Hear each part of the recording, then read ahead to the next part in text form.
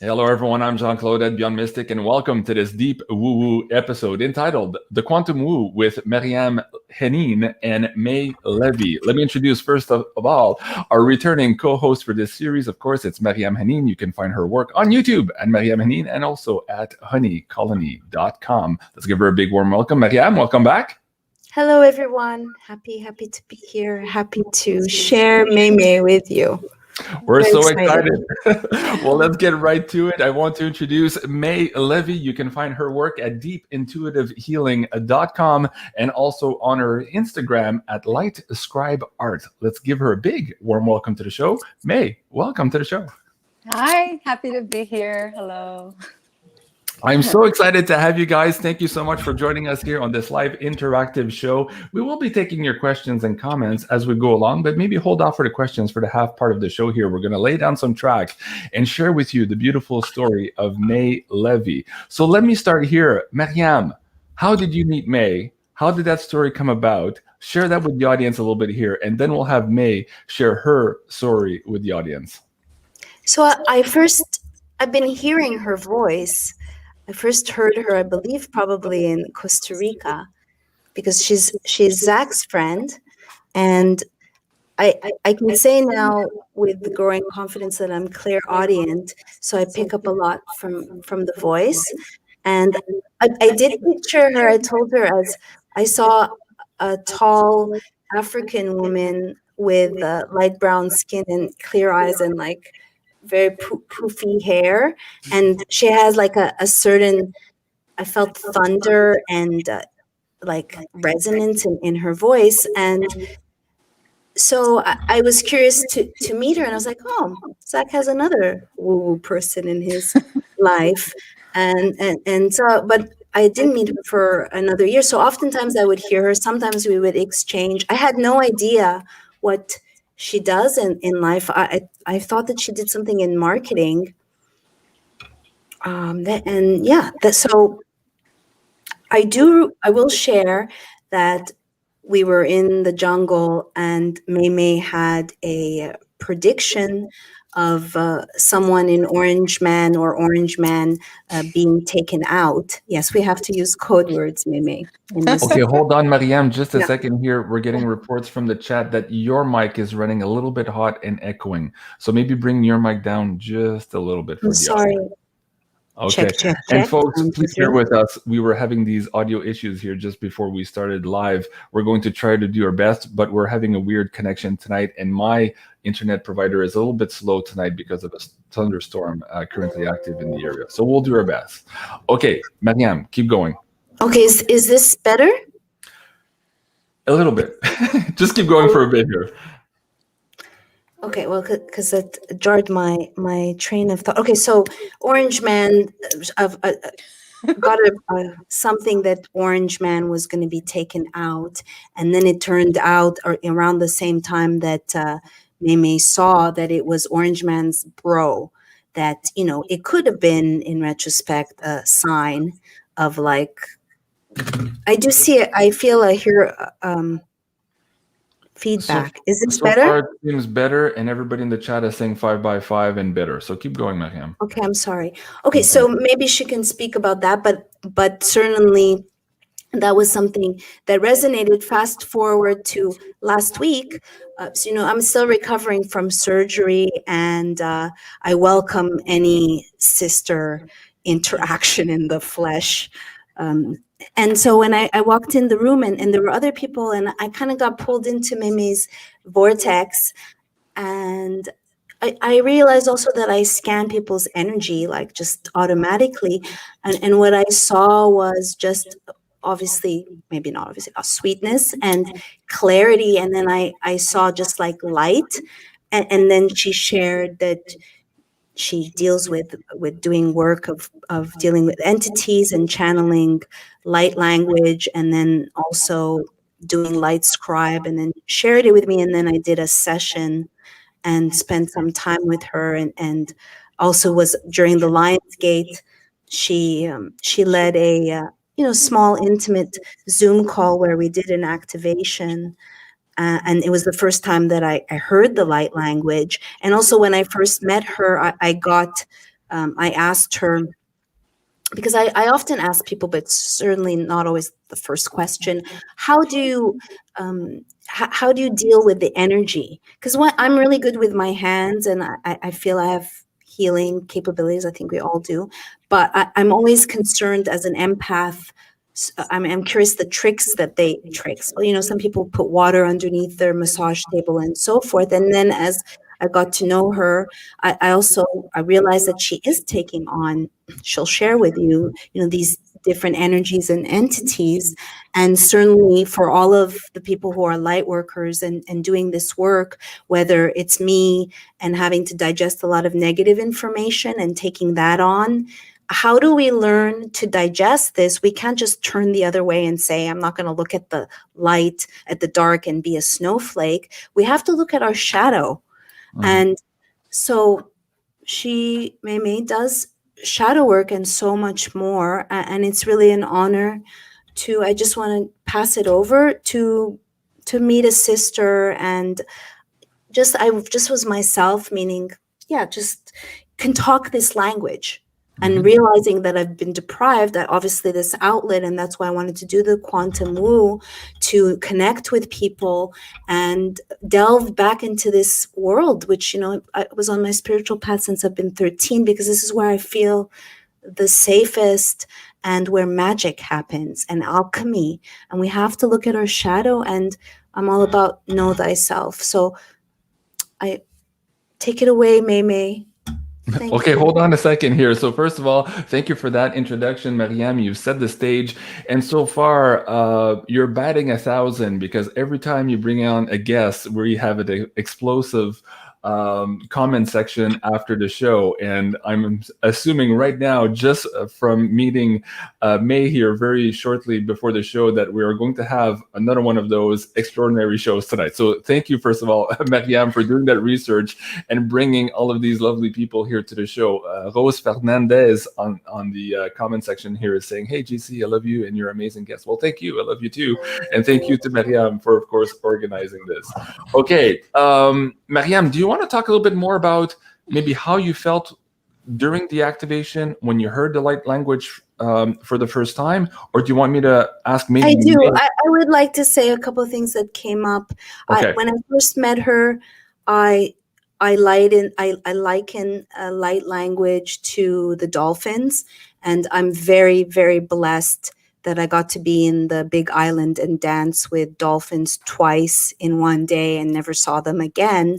And when I heard them, when I was under the water, I was wearing like a 6-foot, my girlfriend's wetsuit, and I'm not a water creature. I'm like 6 planets in Capricorn.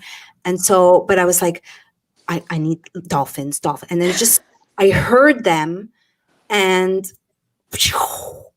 my heart, like, these are such amazing ancient creatures, and they speak light. And I saw dolphins, and maybe can, like, that resonated with her.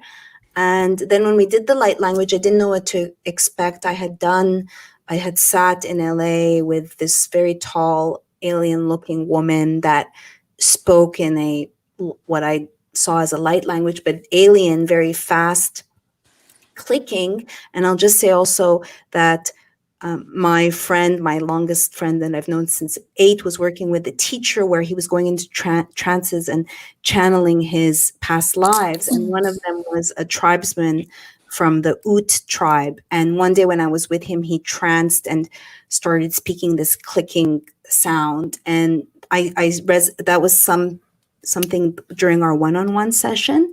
So I feel it's a language that some people speak, or some people can understand. Some people are channeling, and someone's trying to give us these messages and helping us.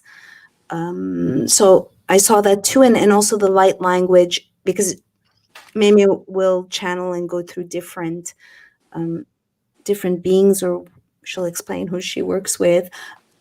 So it was like indigenous and dolphin and alien and just amazing. So, the bee breath. So one of the sounds I worked with, maybe some in the audience know Lane Redmond. She's passed away now of cancer. but she was a drummer, and I did a circle while I was making the film Vanishing of the Bees and working with the bee goddess energy. And some of the sounds reminded me of that. And we worked on my third eye and my sacral, was it, Meme? Yeah, the sacral and the third eye. So, and we're going to do other sessions, and she'll explain, but it's definitely, I felt an activation with the Lion's Gate, just being around other sacred, holding the sacred feminine, honoring the sacred masculine, and it's all yummy magic. Awesome. Okay. Thank you so much, MARYAM, for that. And I'm going to ask you, May, first of all, welcome again. The first time a guest to our show always have the same question for me, and I'll start here, and this will lead you into your story. So, May, how did universe conspire to bring you to the work you're doing today? It always starts with a heartbreak. As many breakthroughs often do, yes. Very good. My heart had to break open in order for the light to come in. After the eclipse of 2017, actually during the eclipse of 2017, I went through separation with someone that was dear to my heart. And I was in so much pain, not because of the actual person, but it was bringing stuff from my childhood. So it was really touching some sensitive areas in my life.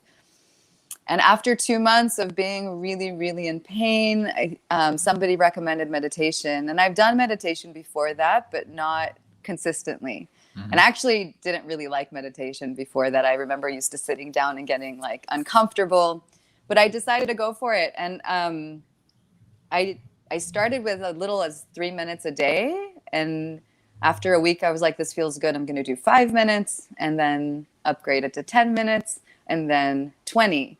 And by week 3, I was sitting in meditation. I was sitting in front of a mirror, and I remember being only 10 minutes in the meditation, and I felt like a swirling energy in my third eye. It started like that, and then it started moving my head physically. And I remember opening my eyes and checking, am I possessed? What's going on? I don't understand what's happening. And so I closed my eyes again and waited, and it started doing it again. I'm like, okay. So I literally went on my phone and wrote head spinning during meditation, trying to understand what is happening to me.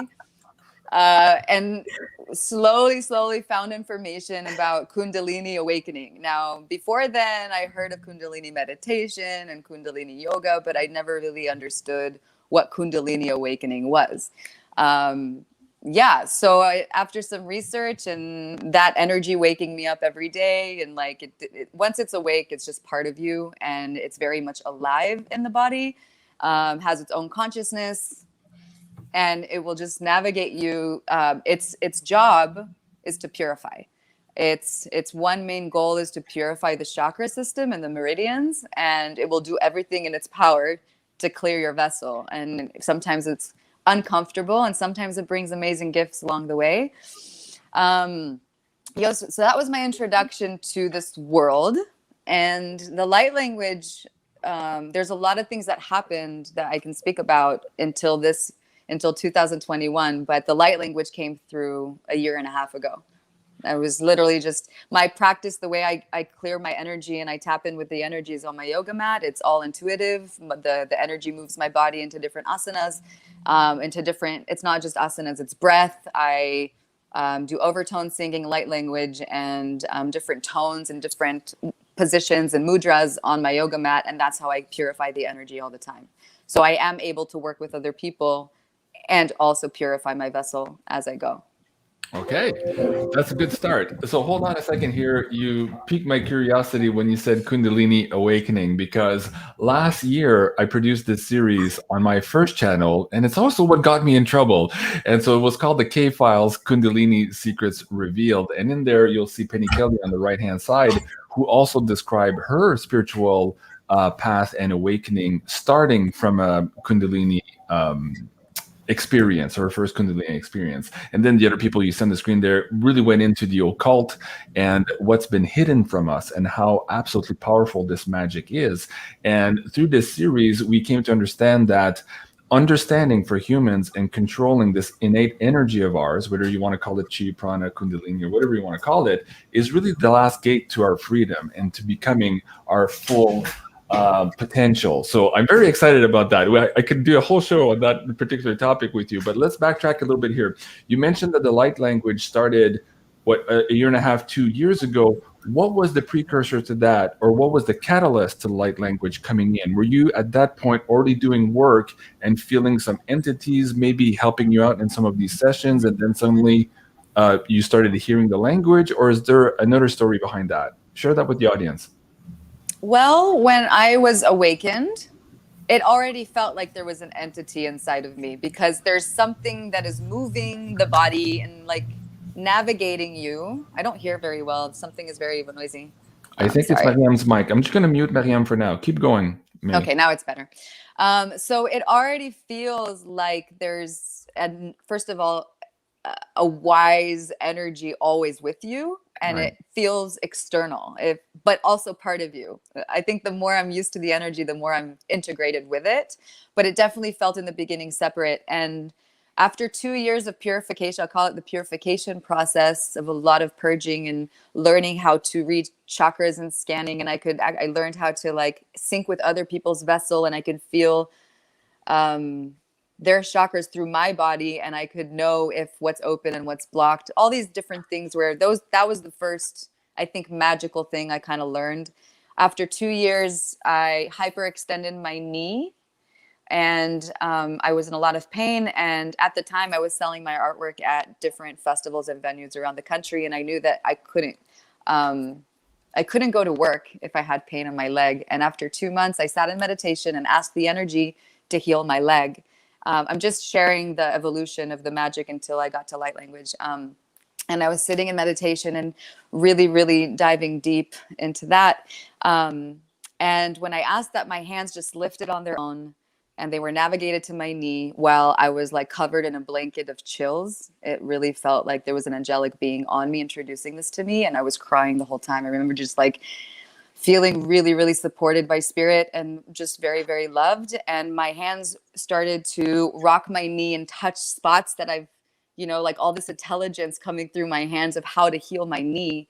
And I remember being a little bit fearful from it because I didn't understand what was happening. Yeah, so that was my first introduction that I can heal through my hands. And then after a month, I started revisiting that. First of all, I healed my knee, and then revisiting that and trying it on other people to get feedback and to see what they're saying. And then later after that, maybe after 6 months of practicing that, I was sitting in meditation. I asked to heal one more thing in my body. And I remember sitting, and then my mouth just started opening up and overtone singing came out. And I was like, my brain is like, what are you doing? And these sounds started coming out. I'm like, how am I even doing this? How do I know even, like, it's interesting. And I started looking online until it took me time to learn that it's called overtone singing. And then I traced it to Mongolia, and like, that's where they practice it over there. And then that started incorporating also with the healing method that I was doing. When I was doing healing sessions on people, the overtone singing would come out. And then I think after, I would say, another 6 months of like doing that work with the overtone singing and the wisdom through my hands, during quarantine, I remember being on my yoga mat one day and just doing a regular practice, and my mouth just started opening up, and the alphabet of some language just started coming out. I remember taking my phone and like recording it, just like trying to have that, like, just witnessing that, My boyfriend came home at the time, and he was like, what are you doing? I'm like, I don't know. I just allowed it to come through. Right. Yeah, and I didn't really understand what it does. And today I have a lot more knowledge and understanding of what the language actually does. Okay. And I received that it's Lemurian language. And I feel like there's a connection to dolphins. When Miriam said dolphins, I was like, that makes sense to me. Okay. That makes a lot of sense to me too, because I was going to ask you which light language you think you're speaking and where it's coming from. So that's fascinating. We'll get to that in a little bit here, but let me backtrack a little bit more. As you were saying, you needed to let yourself open to receiving these energies and basically walking into the path you're walking now. And I'm curious, as a young toddler, who was May at the time? Were you looking up at the stars? Were you having visitations at night in your bedroom? Were your parents telling you, who's that imaginary friend you're hanging out with? Did it start there maybe? Or did this really just start rocking your world in 2017? I think I've always been sensitive and always felt like an outsider of society, always. But I never had any symptoms of like entities or like other beings or channeling, none of that. I will say that in 2012, I've started seeing repeating numbers over and over and over again, like the synchronicities of 222, 444, 1111, and like a shitload of them. Sorry, I don't know if I can. Yeah, until today. Okay, hold on. I'm gonna unmute your mic there. Go ahead. Thank you. Mariam. It's so indicative of how it is in life now. Like, can you hear me? Yes, go ahead. Is this better? Because I changed the setting. You sound great now, and there's no echo. But again, it could just be our connection and nothing to do with your microphone. So that's nice to hear. Yeah. Yeah. What is that the recurring numbers? Like, I know a lot of people see 1111, but for years, I see 1234. So what does it mean when you start seeing? Do you know, Meme? I feel like it's just your spirit guides or the universe syncing with you. I really just feel like it's guidance that you're on the right path. It can mean so many things, but what I choose, every time I see it, I'm like, okay, I'm on the right path. Okay, yeah. I'm on the right path. Like, I'm doing my thing, and this is where I'm supposed to be. I get that too. And also, sometimes when I see the number, not necessarily that I'm on the right path, but hey, pay attention. Something's about to come in, a message is about to come in, a person is going to walk into your field. So it really strikes me to be in the moment. For me, it's also that. Go ahead, Mariam. I just want to share that part of, I feel, Meme's work of activation is if she's working with other light workers that for a while now I've been saying, like, I'm getting a new superpower, but it's too big for my vessel. I'm having this thing with time where I'm in the future, and then I'm saying like this, whether it's in my company, and then, well, by the time people catch up to me, it's too late. Or I wake up and I'm like, then the latest thing is I saw a dog, because I'm good with ages, and I was with Zach, and I'm like to myself, can I do it on canines? And I'm like, how old's your dog? 7 months. And he's like, yeah, just about turned 7 months. But what do we do with these gifts? And after the activation, well, as I was sitting for the Lion's Gate, I could smell Meme, and I already have supernasal powers.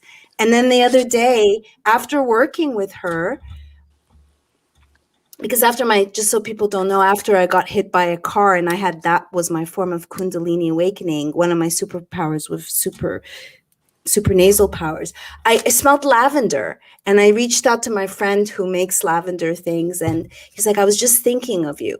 So part of her work is clearing those entities. And another word that came to me that I really liked when I saw her, feel her, hear her, is purity. And we so need more sacredness and reverence, and people don't even know that they're carrying these entities that are altering their behavior. I just want to say, last thing, I'm excited, is for me, those numbers, now it's happened 15 times. I'm working on my book, my George Floyd book, and I'm listening to podcasts. It's happened 15 times that as I'm writing the word, the person says the exact word. It's happening a lot. Like, I'm like, wow. And it's a confirmation, like, you're on it, Maryam, keep writing. So that's partly to open up to the magic, because there's so much dark out there. Mm-hmm. Absolutely. Okay, thank you for that. And thank you, Smiling Eyes, in the comment section. She says, yay, light language, so intriguing and magical. You've got my wholehearted attention. All righty. Thank you. Yay. I like that. All right, that's good. So May, let me ask you this one here too. As many people go through, and again, I'm just going back towards that series I produced last year, for a lot of people going through this Kundalini activation and then the enhanced powers that come after it, for lack of better terms, it often creates a disconnect between you, your partner, and your family because they haven't had that experience yet. And then suddenly you find yourself, there's a chasm between both of you. So let me ask you that, because a lot of people are going through that here on the show as well. And they're struggling with that divide between their old life and this new life that they have now with all of these expanded capabilities. So how was that for you going towards that transition? You mentioned when your boyfriend came home, it's like, what the hell are you doing? What's that? So how did that go for you? Well, I actually we're not together anymore, but when I met my boyfriend at the time, I introduced that to him, and he already saw that side of me, and he welcomed it really with a lot of love. With my family, I could say that my journey is lucky. My mother was a Theta healer, and she's already in the spirit world. She never heard of Kundalini before, and she was honestly my best friend. She never doubted for a moment what I was going through. My sister was supportive. My brother was totally a non-believer, and because he was close to me and he knew who I was before, and then kind of saw how I was evolving and channeling for him and doing all these things I was practicing on him and his girlfriend were really into it suddenly, and like it felt really good to have that support. The only person I kept it from was my dad, because I didn't know how he would resonate, and I can share later how it evolved with him. Friends from my childhood, I could share it with them, but they wouldn't understand it. I'm from Israel originally, and I went to visit back home, and I remember sharing these gifts, and they were kind of open to it, but I didn't feel very safe 100%. And here, wherever I was living in New Orleans at the time, when I had this burst of awakening, and I was very, very, very lucky to have supportive friends at the time. Yeah. Okay. Well, just to finish on the subject, how did it go with your dad? If you want to share, of course. I don't mind. My dad had COVID a year ago, and he was in Israel and I was here in California, and I called him and I said, hey, I do energy work healing. Can I do a remote session on you? And he said, okay. And he was sick for about 2 weeks with fever and coughing. And I did my whole activation on him remotely. And the next day he calls me and he said, what'd you do? I have no fever. I'm not coughing. And I'm like, well, I recorded it. You can listen to it. And then he listened to it, and he was pretty open to it. Like, he didn't doubt it at all. And then he called me the next day and said, hey, I'm coughing again. Can you try again? And I'm like, okay, I'll do another session and I'll work on your immune system. And then I did another session, and the next day he went to Greece. He was feeling okay. Wow, that's amazing. Yeah. And now, so when you said you made him listen to the recording, at this point, are you integrating with that the light language as well? What was in the recording? The light language. Okay. I sent him the session that I recorded for him. Okay, fascinating. Wow. Maybe you can touch upon how you're doing light language when you're working on someone. Like, you do it in a lot of different ways. So if you can talk about how, with me, you're doing different tones, you're working with pressure points, and it's a very intuitive, flowing. I'm watching it as I'm receiving it, but I'm like, wow, this is so cool. What's going, and it's a very, just a lot of different layers. If you can talk about that. Well, I'll talk about the whole session in general, because I can't just correlate it with the sound. Mm-hmm. Yeah, exactly. So I want to say, when you're saying I'm fascinated, I'm like, so am I. I don't know exactly what's happening. I'm totally being used by spirit. I'm just like, there's something very serious that's coming out of me when I'm working. But then there's the playful May mind that's like, oh, wow, that's really cool. Wow, that's really neat. Oh, I understand what I'm doing now. So in the beginning, when I did sessions for people offering that service, I didn't really know what I was doing. I was just trusting. And then they would tell me they would feel better. Just for an example, my mother had her finger stuck for 3 years. And I did 2 sessions on her, pretty short ones, and she had full mobility after 2 sessions. And I was like, that's great. And I kept learning as I go. So then I learned that I have the gift of automatic writing, and I can ask a question and through writing get an answer. So I would tap into someone's vessel. Let's say I'm working on Mimi. I would sit with the energy. I would take a pen and paper and ask Spirit, how can I assist Mimi? And then information would come through, like, the heart chakra in the front on the left is blocked. You need 2 sessions on that. Or the sacral chakra has 3 blocks or an entity. You need to remove that. Like, I would get instructions and information about what I'm going to do. So that gives me some knowledge before I put my hands on someone, and it helps me understand what's going to happen. I also channel frequency art, like art that looks like a frequency, and I get instructions for people to put a bottle of water on it, and they can drink the water, and it will activate a certain part in the body of their part of their chakras. And sometimes they get instructions to use it for 2 days and then burn it. Just really woo-woo stuff, but really cool. And in the session, there's a dance that happens between scanning the meridians, scanning the chakras, toning, and I can give, when I get into the activation, you'll hear toning sounds more like woo, and the language comes out more as a language. I mean, you'll know the difference. And toning is to bring balance in between the meridians and the chakras. And I believe that the language acts as a purifier. It does 2 things. It purifies energy from the body. It has the ability to remove energy and entities out of the body. And then once that happens, and also, by the way, it has, normally the masculine energy will come through to cut out the energy. There's like different masculine or feminine energies that are doing different things. And so the masculine energy comes in to cut out an energy. And then when I'm done doing that, there's a feminine energy that comes and brings the light. Sometimes there's a grandmother energy that brings the light. It changes in the voice. It sounds very grandmother. And then it brings the light in. And normally when it brings the light, as I'm working on someone, I get flooded with chills as well. I always ask people, did you feel that? I've been with her. I'm feeling it now. Oh, amazing. Yeah. I love it. And of course, I've been showing some of your artwork as we're talking, and a lot of activation is coming through this already, just looking at this for the audience. Can you share maybe, if I'm scrolling here, if there's one in particular you want me to pull out and explain what they mean to you, or what they could mean to the particular audience member watching this image? Do you want to pick one very quickly and explain what it is? Well, I can do the recent one from Lionsgate, because I feel like that will speak to everyone that just went through that gate. Go scroll down a little bit. There you go. The left one on the bottom, go one down. This one here? No, Yeah. that one. Yeah, that one is something I channeled for the Lionsgate, for the women's circle that I did. And that is an activator for the heart chakra. The information that I received, that when the heart and soul is synced together, then the DNA of the soul is activated. So the heart needs to be open in order to receive the DNA activation. So that's a portal or an activation for the heart chakra. Fascinating. Okay, folks, let me just scroll back here and put that link in the chat for you guys to see that, so you can click that in the live chat. And also May's website here, because Jay Crypto Minded was like, where can I book a session? Okay, hold on, folks. We'll get to that in a moment here. Okay, but thank you so much, everyone. And of course, if you're watching this on replay, May's links are in the description box below as well. So if you don't have access to the live chat, you'll see them in the description box below. Okay, before we get into the booking sessions, and Jay's so excited, I get it. I love it. I totally get it.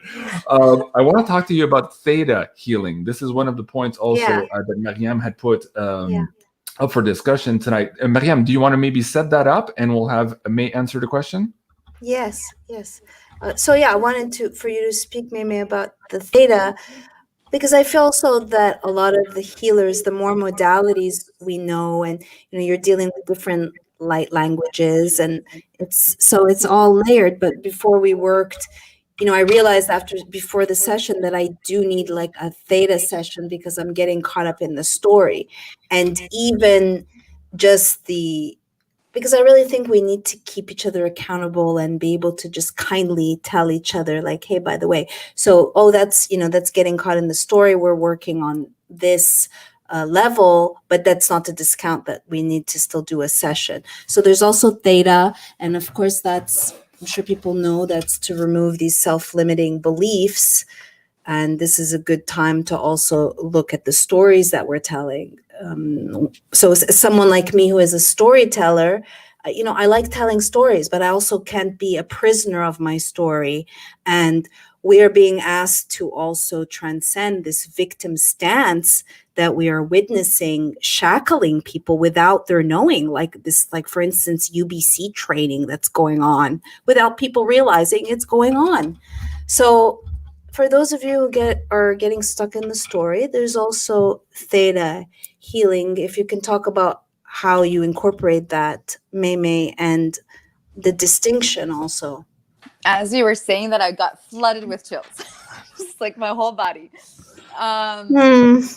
My mom, I'm going to start with my mom. My mom is a Theta healing practitioner for the past 15 years. And I'm just going to share the little bit of the story because she used to run around the house like, let me do Theta on you. Let me do Theta on you. And I'm like, no. I would say no so many times back then. I was like, I didn't even understand what she wants from me. And so she told me that she went to the class when she learned to be a teacher, Theta healing teacher.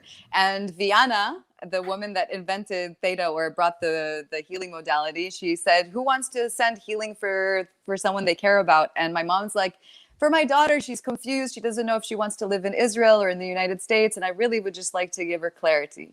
The next day she asked me if she can do a healing session on me. And I said, yes. So just if you don't believe in spirit, I was surprised that I said yes. And then only after the practice, the session, she told me that story. And then she did a few sessions on me, probably 3. Every time I did a session with my mother, huge major shifts happened in my life. And I was always a firm believer, but never thought about learning it until this year. And just recently I took a course.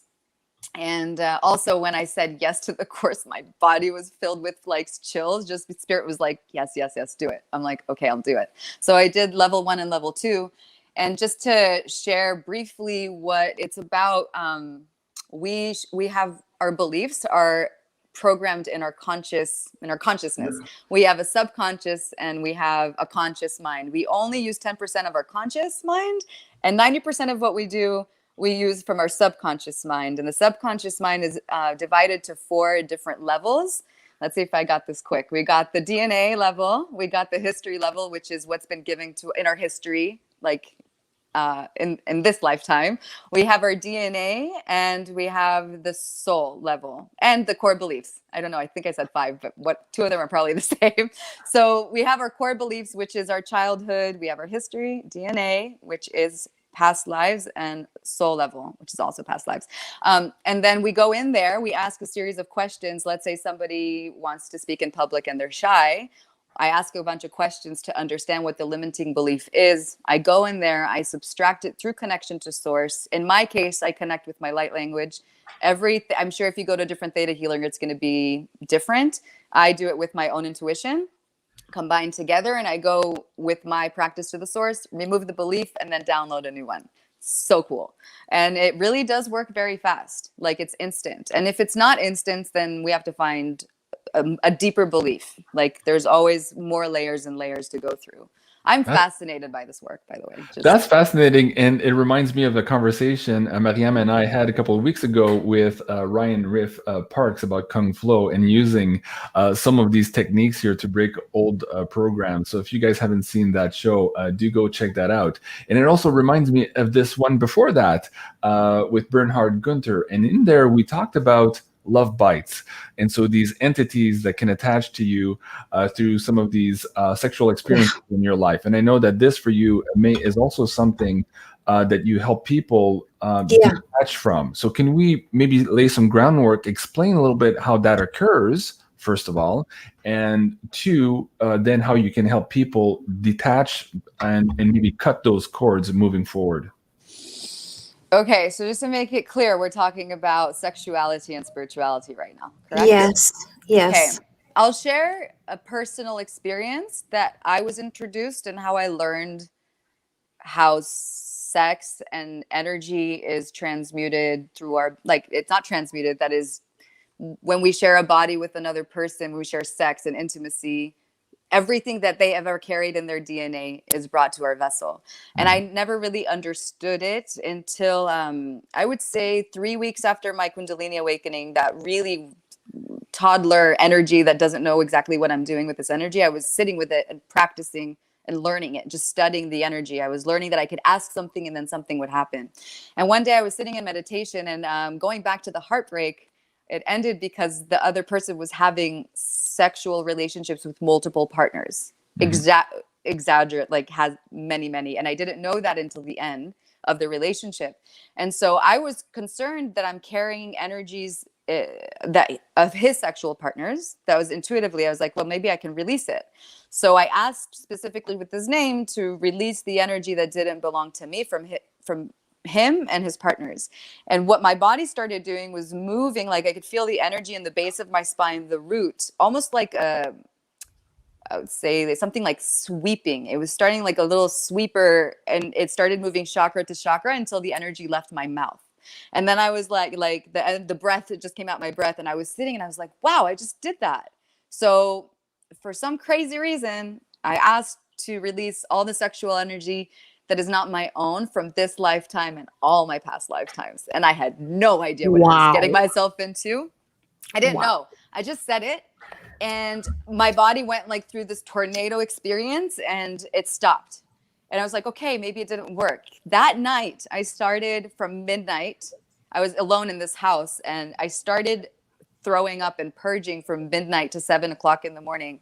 I remember feeling so sick, and it wasn't even food or things coming out of my mouth. It was voices. It was like energy. It was rage. It was all these emotions. And all while I felt like a tornado in my body, like the Kundalini was so active. And I'm like, what did I do? Am I going to be alive the next day? I remember when it calmed down just a little bit, I went to my neighbor. I'm like, I'm sick. Just check on me in the morning to see that I'm still here. You know, it was so intense. Can I ask a question? Mm-hmm. Go ahead, Maryam. So one, you're referencing Bernard and Maryam, just bring your microphone down just a little bit. You're a little bit hot still. Hello. Okay, go ahead. Is this better? Yes, go ahead. You were referencing Bernard. So you mentioned he introduced me to not only the love bite, but he said, and I've said this to May, forget about sexually transmitted diseases. How about sexually transmitted demons? And this energy that May will get into, this temptress and energy, incubus energy. I also noticed that people who are light workers, like I know, we don't drink. Like, tell me, when has a one-night stand happened without alcohol? I've never had a one-night stand because I don't drink.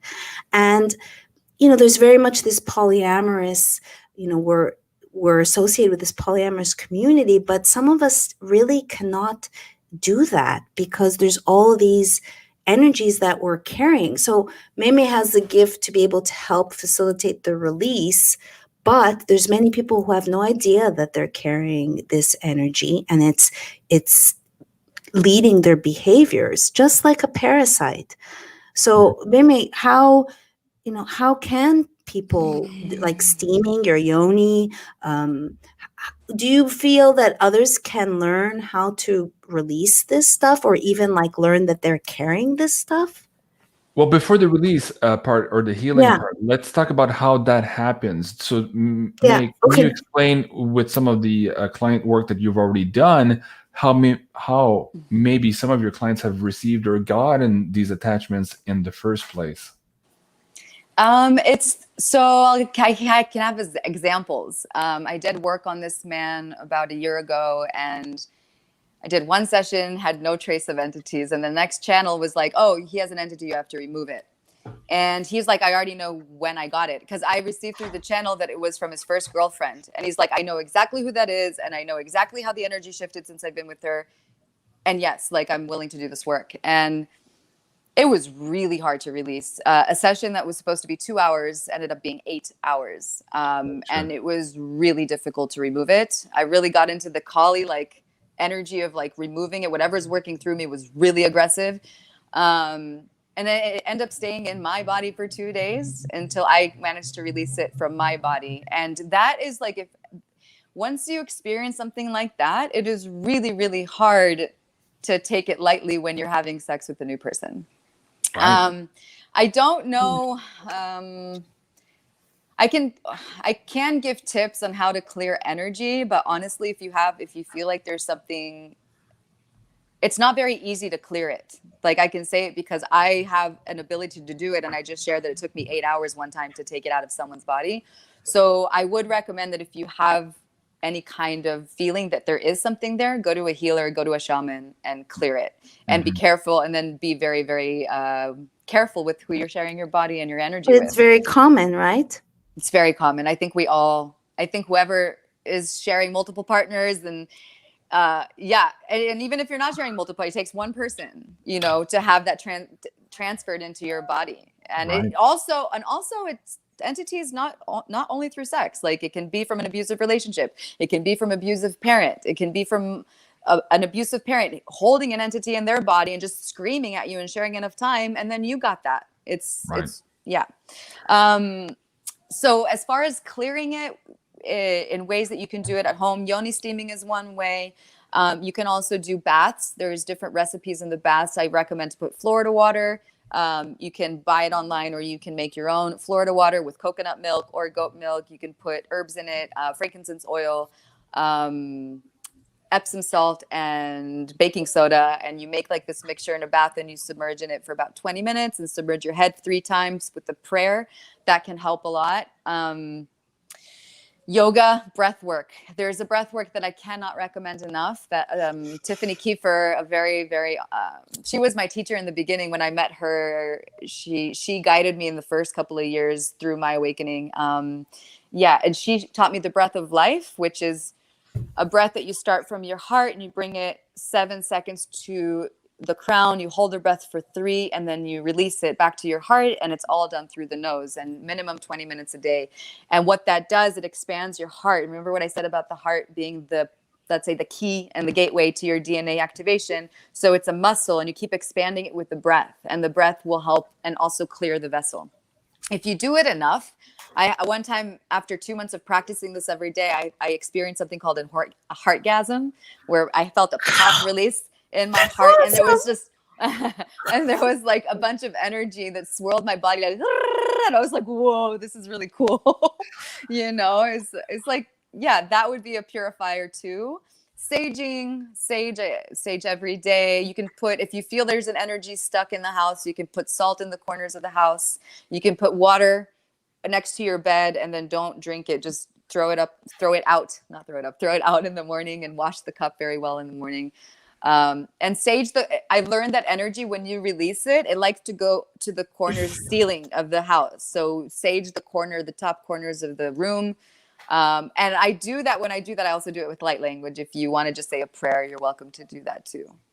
I used to do Reiki healing, and what you just said there happened a couple of times, where I saw this like basically black, smoky type of bird come out of the person and hang in the corner of the room. And a couple of times the client actually saw that, and they're like, what was that? I'm like, I don't know. It's a good thing it's gone. Wow. Yeah. So yeah, these things are real, guys. And okay, I wanted to say something maybe on the personal note too. When I was a kid, of course, my mom brought us down, my brother and I, for the talk, the birds and the bees talk. And she explained to us how absolutely sacred and special it was to be in divine union with another partner. So we're talking about the sexual act itself. And for me, at that time, when I was listening to that, I'm like, oh yeah, that makes sense. I didn't challenge her at all. I'm like, oh yeah, I see it. It's very special. But in my mind at the time, and from the lens or from the ears I was hearing this message from, at the time I thought it was a religious connotation. Little did I know that now, moving forward in my years and doing this energy work, that I realized, yeah, there might be some religious connotation in that, but really all of that took root in this energy and protecting yourself from all of this energy as well. And a lot of people don't think about that when they say they give their kids the birds and the bees talk. They're just talking about STDs or prophylactics and, trying to prevent creation and all of that stuff. So I thought that was absolutely fascinating. In my youth too, I was always like hesitant and remembering those words from my mom, and still trying to remember, what did she mean by that? I was always trying to figure out, no, there was something more. It wasn't just a religious thing. And as you're talking now, and of course, after doing all these years myself of the energy healing, I'm like, oh, that's what that was. My God. So anyways, maybe if somebody's watching the show, tweak the way you say that to your kids, you'll have a lot more impact than using maybe the old religious rhetoric that we all know. We need to say that more to men. And just want to say, yesterday I walked into roommates, they're watching TV, and it was set in at a strip club, and it was, African American in a man with a wig wearing clothes holding a baby. And certainly I'm, interested in the psychology. I've followed pimps and madams, and I just walked out. This is so subversive, what is going on. There's no sacredness in sexuality. And I think, Jean-Claude, people like you, men who embody the sacred masculine, and May, who's doing work. I mean, we really need to bring sacredness back into sex. Yes. Okay, so a couple of things on that. So let me bring this up here just for the audience. If you're interested in this topic, I produced this other series last year called Sacred Sex, The Healer Within with Rihanna Watson. And of course, this was all deleted by YouTube. It was graphic in some parts because she wrote this book called Brave, Beautiful, and Bearing It All. And what she was trying to teach through that book was her life experience of deprogramming from all of these sexual distortions. And so for some people watching that at first, they probably thought, oh, okay, it's just TNA and I don't want to watch this. But as soon as they started listening to her voice and the story of her healing and how she was sharing that with everybody, then suddenly it's like, whoa, this is much, much, much more powerful than we originally gave it credit for. So I've been on this track with this show to try to share this information, and also with Solretta here. Solretta and I are now doing on this private server, because we can't put this anywhere else. We're doing this show on Kundalini arising, and we're explaining how, again, this energy can and should be used at the first part for healing. That's where it all starts. We need to heal. This is where a lot of our energies should be focused. And then from there, we can go into using these energies for creation, for being creative and helping others and doing the manifestation work that we all want to create this new world. So 2 series, guys, if you're interested in that, please do go check that out at beyondmystic.net/pay-per-view. Okay, there's a question here in our PayPal tip jar. So first of all, thank you so much, everyone, for those tip jar donations. Of course, it's what makes us available here to do these shows, because as you know, we've been demonetized and terminated quite a few times here on YouTube. So I appreciate that. So the question is from Elisa Melendez. Okay, so I need to set this up first. So let me bring up the energy of the individual we're talking about here. So we're talking about Thoth. And yesterday in one of my live shows, Lisa asked a question to Janine, who's a tarot reader. And she says, I keep getting these dreams of Thoth. What's going on? Why is he in my dreams? I've told him I don't want to have interactions with him, but he keeps coming back recurringly into my dreams. That was in last night's show. So what Lisa is asking here tonight, and see if I can bring that on the screen, can you help me disconnect? So that was the point. She's trying to disconnect from Thoth, but in the card reading from yesterday, apparently in a past life, she's had a child with him, and there's a huge disconnect there. So Lisa is no longer connected to this energy. The child has also been reincarnated and is in currently Lisa's life. So I know I'm kind of putting you on the spot here, May, but what would you say with this type of attachment and entity attachment, and how could maybe Lisa take some tips and some tools from your practice to maybe disconnect from this individual? You command it to, you have to connect to source. I can help you with this, by the way. My recommendation is to go to the 7th plane. There's meditations online, and if you want, I can help and assist, and maybe we can do it here. If you want to practice, I can actually do it live. But you go to the 7th plane, you connect to source, and you command to disconnect the energy. You can do soul fragment restoration, is asking your soul fragments back from the person and returning, if you have some of his, to return his soul fragments back to him, and make sure that the cord is cut. And you do that through the 7th plane, through source. Can I add to that? Hold on a second, just Maryam. Could that also work from Lisa's perspective to bring back or exchange some of those soul fragments from the child who's now also reincarnated? How would you address that third party in there as well? Wait, who's the child? Is it her child?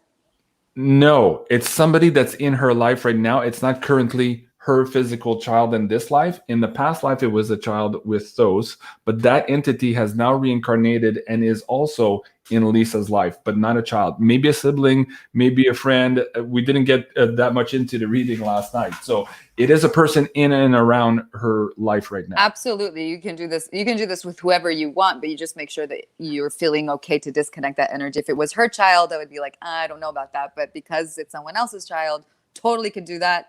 And actually, if you feel violated by this energy, definitely do some work. And I would also, if it was me doing a session on her, I would also upgrade your spirit guides that are associated with that protect you.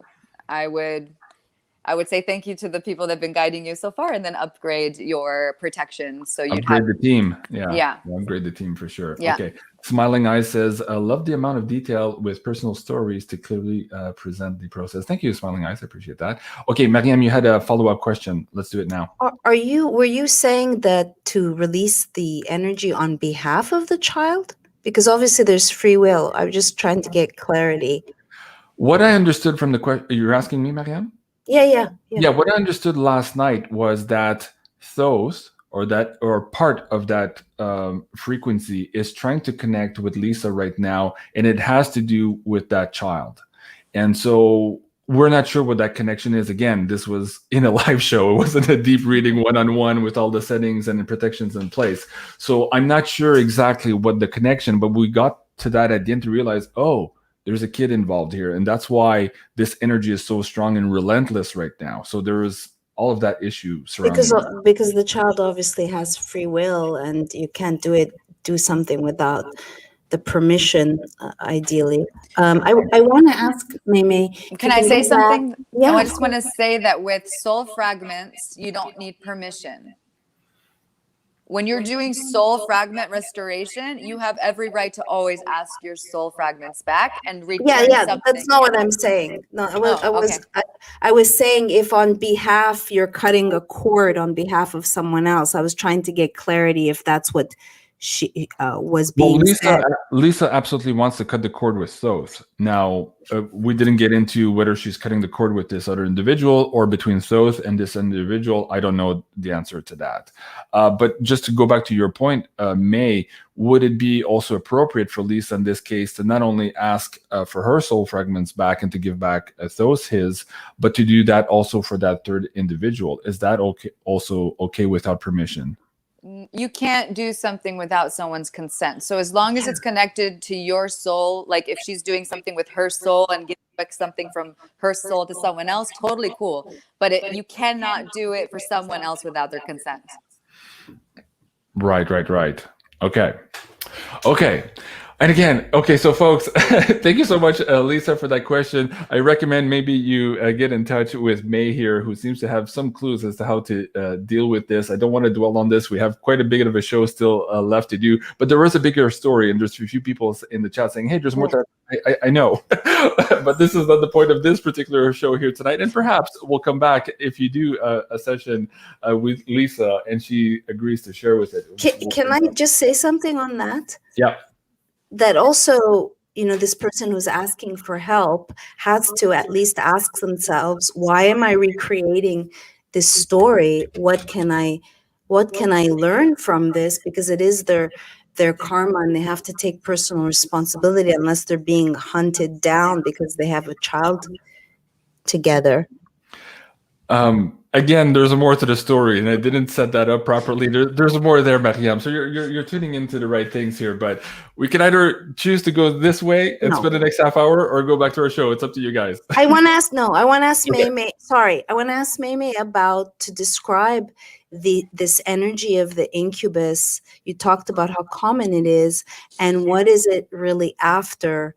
Because obviously these entities eat food. I mean, energetic fear, and they feed on this lower energies.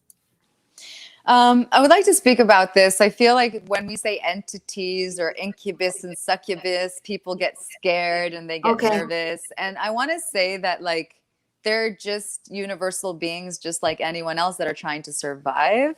And I think that would be the better way to look at it. And it's just like moths go to the light, right? In the middle of the night, they get really close to the light. It's the same thing with entities. They're just looking for something to survive. And our light happens to be their food. And the pockets in our body, which is fear, pain in our body, all the weak spots in our body are like pockets. And then they go in there and they're comfortable, so they stay. And then the succubus and the incubus, I think the succubus is the feminine and the incubus is the masculine, and they do feed off of the sexual energy. That's their fun, that's their addiction, and that's how they transfer to body and body. I'll share also a personal story. I just did last month. I started doing light language circles, and I got this man told me, did like a Viking reading on me out of nowhere. He's like, hey, you want to do a reading? I'm like, sure. And then all the runes that he chose were masculine runes. And he's like, I think you're supposed to work with men. And I'm like, okay. That manifested super quickly. I sat next to a friend and I asked him, hey, if I did a men's light language circle, would you come? And he's like, yeah, I would. And then he started bringing friends. And then I learned that men are really seeking healing. Some of the men in my community really want to do the work, and it's beautiful to witness. I just want to say that. So anyways, I did the men's circle. 8 men showed up. What was supposed to be 2 hours ended up being 4. I offered soul fragment restoration for each individual, and then I channeled light language and did a little bit of healing on each person. It was amazing and beautiful. It doesn't come with a manual, right? Like, I don't know what's going to happen. The next day, I was bedridden for 2 days. I couldn't get out of bed. I was so tired. And I kept saying, May, go on your yoga mat, go clear the energy. After 2 days, I finally found the energy to get on my mat. And I had giggles of feminine entities just coming out of my vessel. And I've never experienced that before, to have a feminine energy. And I was like, wow. This is what happens when I work with men. Like, I'm releasing, and they're called succubus energies of these female entities. It's fascinating to me. First of all, it's fascinating. It's like science. Yeah. I'm like just fascinated by the experience. But then I'm also learning how this is controlling the masculine when it's in their vessel. I feel like this energy is controlling that hunger for sexuality coming from a more lower vibrational place and not from the heart. And that's where when I did this work, my intention was to open the heart, but I didn't know that when you do that, things need to come out in that way. If that answers the question. What I've learned for females, I'm going to go really like deep into. We love it. Keep going. Okay. The deeper the better. All right. So I'm going to go out there and just talk about it. I learned, and it's kind of embarrassing, but kind of not, that I'm guided through the Kundalini. I was guided when I was releasing the breath with these female entities to give myself pleasure. And then as I'm giving myself pleasure, the entity is activated and aroused and leaves through my vessel. Mm-hmm. So instead, so think about it. If 2 people are having sex, right? And you're stimulated and you have the entity. So that energy is stimulated and it releases when the pleasure is happening and it goes outwards, right? So if I'm not having sex with another person, but I'm arousing myself and that entity is stimulated, it is released as it's being stimulated. So that's another way to release it. That's awesome.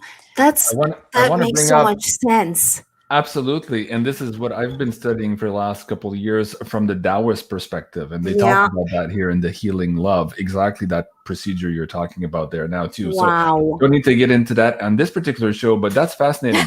You said something too. I think this was last year. I did a show called, was that with Carrie Cassidy? I'm trying to remember who it was with, but it was called The Divine Feminine Archetypes. And one of them in there, which has been bastardized today, is the role of the sacred prostitute. Now, today, when we hear the word prostitute, we think very negative thoughts of that particular archetype. Whereas when you talk about the sacred prostitute, you're talking about women who are priestesses, who are educated in these techniques, as you've just described one personally right now on the show, and you cued me on to tell you this. And so I'm not sure if you're familiar with this at all, but if you, let me bring this PDF up here. So essentially, this person, the sacred prostitute, was called upon by women to clear their men. And oftentimes in a time of war, in French, we would say something like the men came back from war with a griffe, with a talon, a hook basically inside them. And in order to relieve that hook that was hooking up into the man and who had ostensibly changed the man forever for the worse, the wife would bring her husband to a sacred prostitute to remove that hook. And one of the procedures you've just talked about now is exactly what's described in some of these ancient texts here. So have you heard that before, that term of the sacred prostitute? And how do you see your role today as maybe a reincarnation of that archetype? Okay. Say, ask that one more time. Like, how do I see my role as, if I've heard about it before? So first of all, I've heard of yoni massages. That's the only thing that I've learned. I don't really read sacred books. I just allow this energy to teach me, and learning as I go. Sacred prostitute, this is the first time I've heard about it, but I've heard of yoni massages, and I think it's the modern world to say sacred prostitute, I think. Well, yeah, there's yoni massage to activate Kundalini, to do some healing as well, to maybe align the chakras that are inside the vaginal wall. That's maybe a whole other question. And again, the Taoist perspective are very clear on all of these points.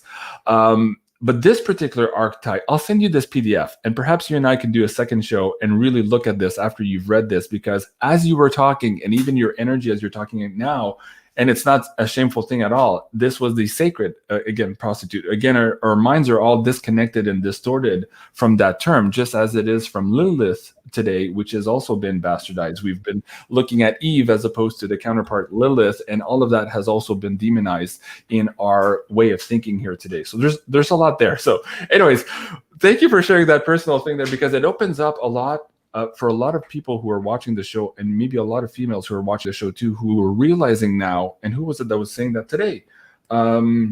Indigo Angel in my show today, The Galactic Download. She was talking about just through this Lion's Gate also, a lot of divine feminine were activated just in the last couple of days here to do this type of work. And why it's so needed right now is that the divine feminine is rising, but in order to do that, we also have to heal all of those wounded male patriarchs that are currently still running the show. So a lot of these women are being activated at this time to do exactly that work. Fascinating subject. If I can comment too. Okay, hold on. You first, May. Go ahead. No, I recently had a lover, and I offered that service. I was like, to practice, actually, when you're saying that, I was like, can I gift you with something? And he's like, sure. And I did that work where I was giving him pleasure and also channeling light language. And he was so grateful afterwards. He was like, thank you for that release. I'm just sharing that. I don't know if this is live. Great. But then I think there is a lot of wisdom in healing that way. And absolutely. I don't know if I'm gonna be the person that's my job to. I don't know if I'm gonna do that kind of work, but I do think that it's very important to do that kind of work. At the very least, maybe teaching or explaining to other women that they have this power within them, and to not be shy to use it, and to explain how to use it and how to protect themselves as they're doing this work as well. So there might be a mission there for you as well there.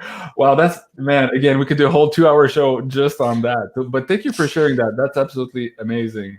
You just mentioned something, and I almost no. Okay, we'll move on. Mariam, you had a follow-up question. Well, I used to be a sacred prostitute in another life. So it's definitely not this life, but when I've done ayahuasca ceremonies and I've cleared generational stuff that I've carried in my womb, and that I realized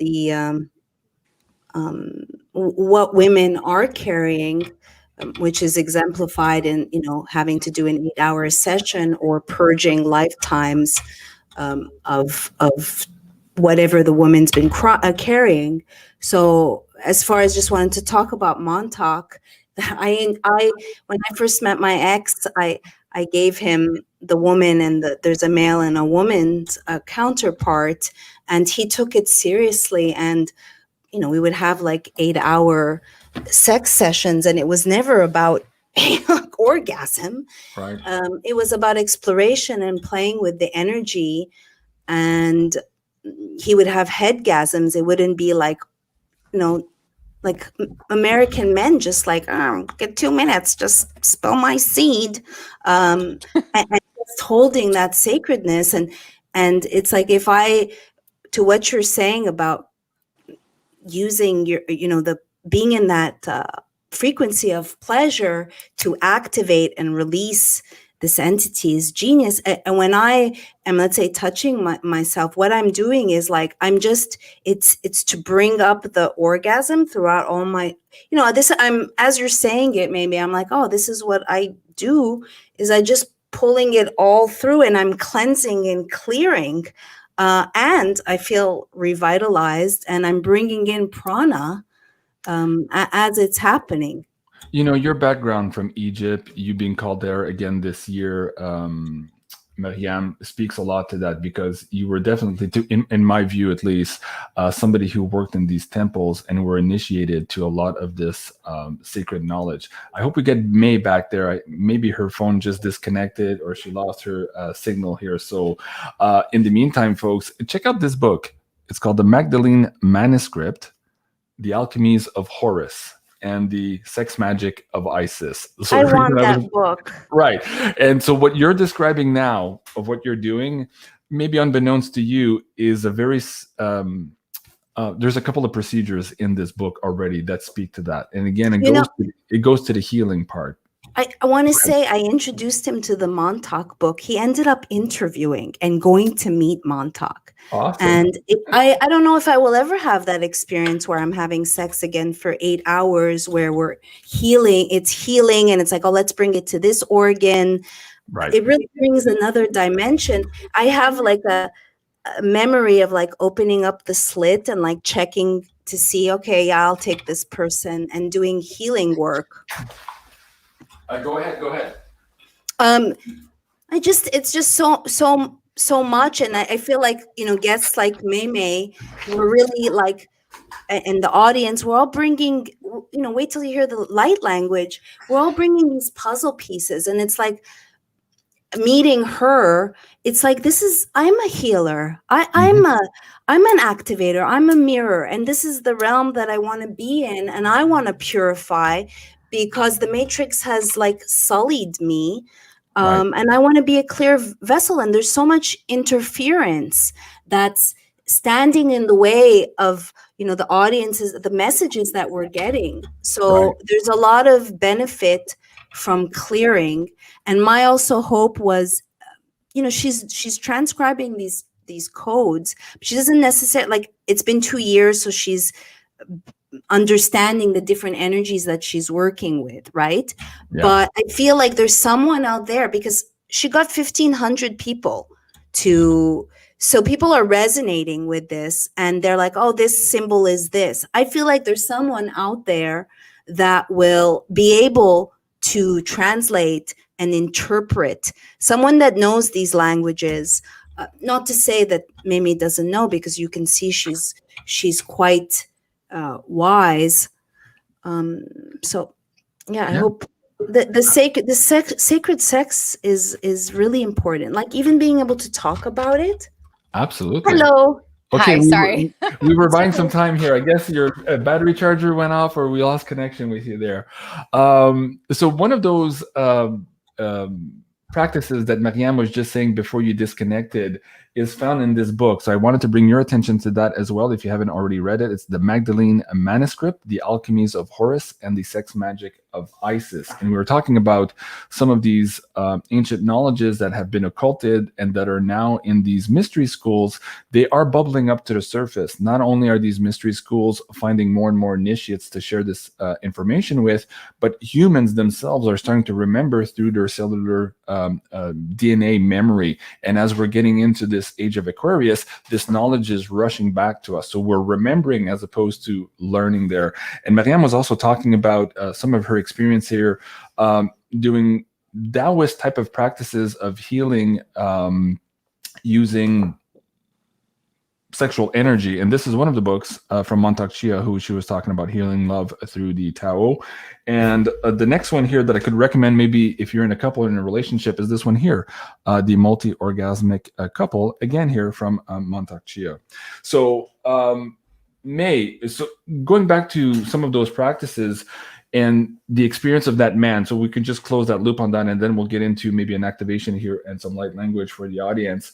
But that individual talked to, he said, okay, thank you so much. That was a big release, not pun intended, but really what he was alluding to was some type of energy. So he felt that. Can you maybe share a little bit more detail on how that completely transformed him? That, first of all, that loving experience, it wasn't pornographic in any way, but it was really a focus on the healing aspect of it. So let's talk about his reaction and his feelings to that for the audience.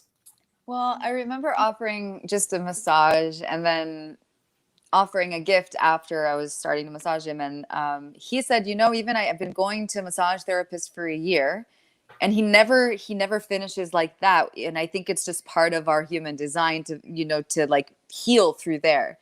And I thought that was really interesting that he did say that, because I feel like that's something that he was wanting to heal, something that was stuck in there. The experience was really interesting. Like, I've never done that for anyone before. And I did feel a call to do it with a specific person. Maybe intuitively, I knew there was something that needs to be released. And I just remember him later just being very grateful. And he kept saying, you're so generous. You're so generous. Thank you so much. Thank you so much. More than that, he just said great release. He didn't really talk about exactly what he was releasing. It was a man of few words, but guess what? If you go back in 6 months, he will put words to that, because this is something that he might decode over time. So, but I want to say, when I'm saying release, is not when I'm saying release like, oh, he came and that's it. I think he was talking about the energetic part. Yeah, just to make sure. Okay. Right. Yes, that's why I said pun intended, the energetic part. Okay. Okay, so somebody in the chat is asking, JC, what is woo? Okay. So if you're new to the channel, not only do I do woo, I do woo woo. So that's the deep woo. So I think he's asking what is woo compared to woo woo, and it's the name I called the show because I joke that I'm just one part woo. Right. My name is one woo, and I'm the woo woo. And I think maybe May is triple woo as we're getting into this light language here. So that's good. So there you go, guys. That's the light language would sound like woo ah ee ah ooh. No. Right. Of course, I'm not laughing at the question. I'm laughing because this is beautiful, and we're sharing all of this energy and knowledge. And so, living in peace, I think, asked the question. Welcome to the woo. This is the new reality of this planet. It's sharing this information. So thank you for being here and sharing the knowledge with your friends and family as well. Okay, so we're about an hour, 15 minutes in. I promised the audience, I promised Maryam here today, we would give time for May to do one activation with us and to share that experience with the audience live here in that format. So before I do that, May, is there a time here now maybe where you would want to take questions for the audience? Do we want to do that afterwards? How do you feel right now in your energy, first of all, in doing this live? What's your gut feeling telling you? Totally going for it. Totally going for it. Okay. Yeah. So what do I need to do to support you here as we get started, May? I think as far as questions, let's do it after, because I feel like people will have probably more questions after. Yeah. And then as far as like, you just have to tell me how long I have. And then if somebody can give me a signal, I'm going to be with my eyes closed channeling. So if somebody can just give me a signal, a beep that I have 1 or 2 minutes left, so I know to bring the energy back down. Okay. Yeah. I don't know about the beep. What's the, like an audible, like beep, like, beep. Maybe.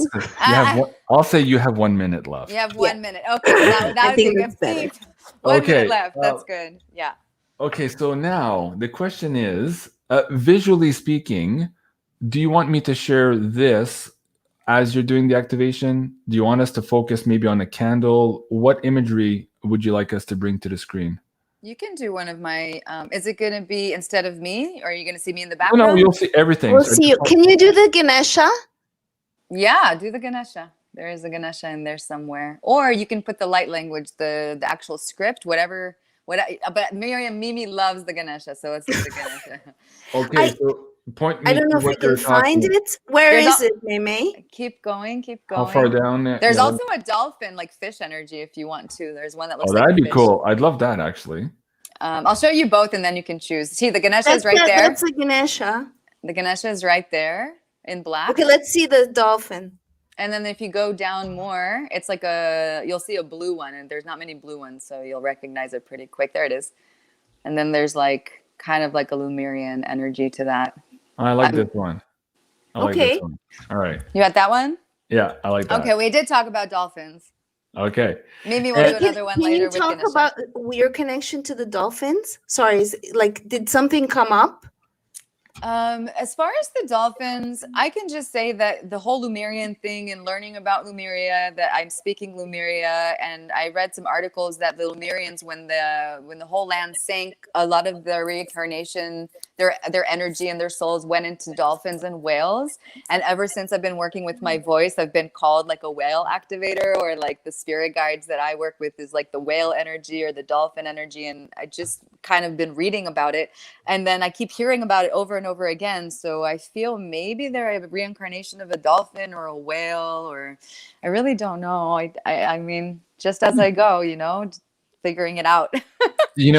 Dr. Richard Allen Miller, he worked in all of these secret projects in the government. And when he was on my show, he talked about how in the 80s, he was working on a project to decode the language of the dolphins.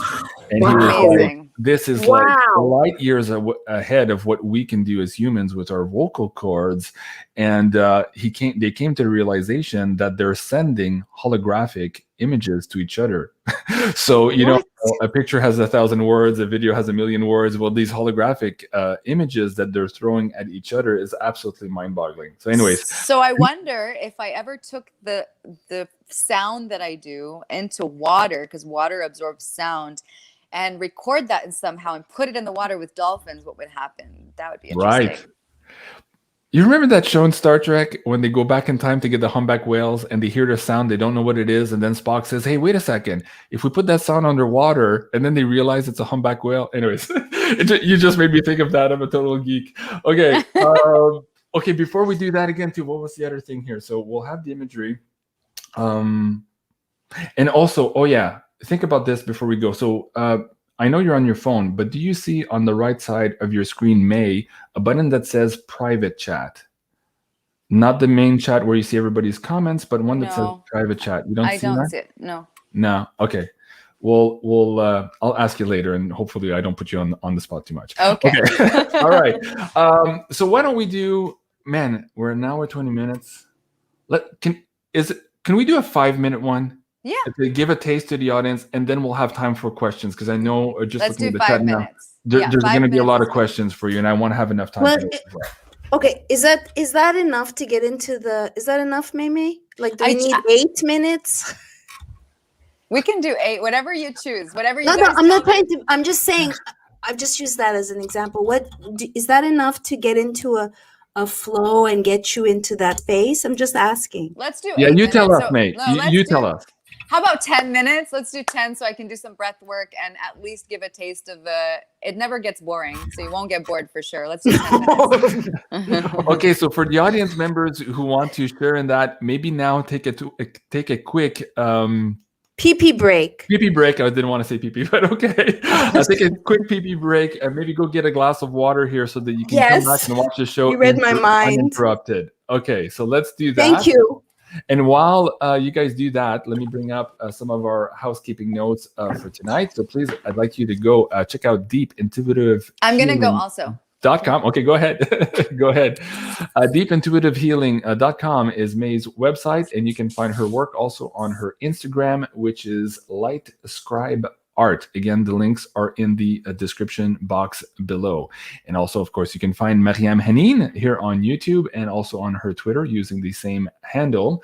And finally, you can find her and support her with some of her beautiful, amazing products here at honeycolony.com.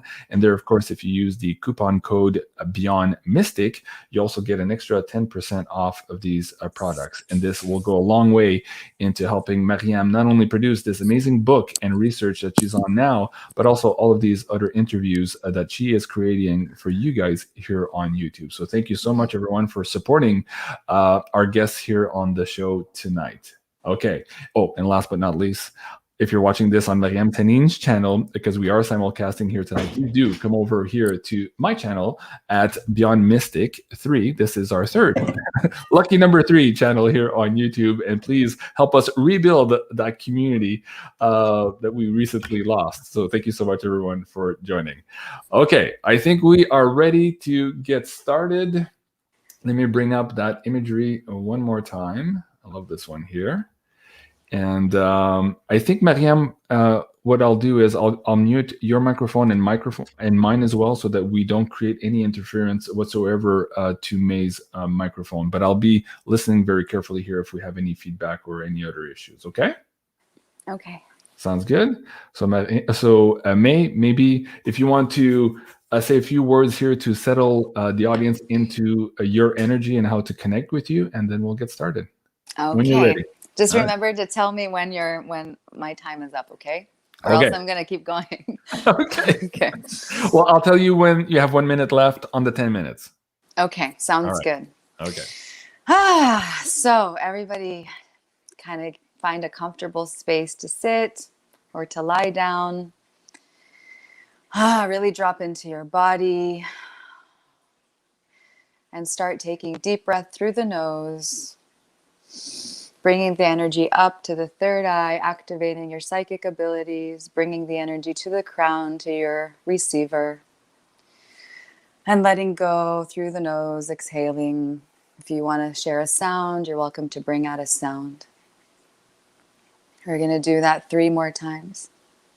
Take a deep breath through the nose, bringing the energy through the third eye, up to the crown, holding the breath for 3, 2, 1, and releasing with sound.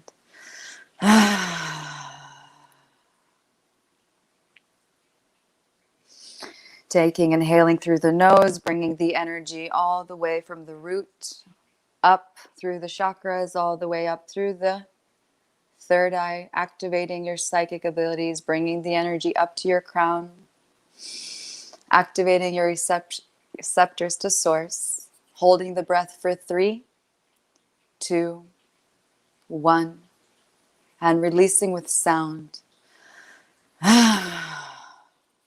Take your time.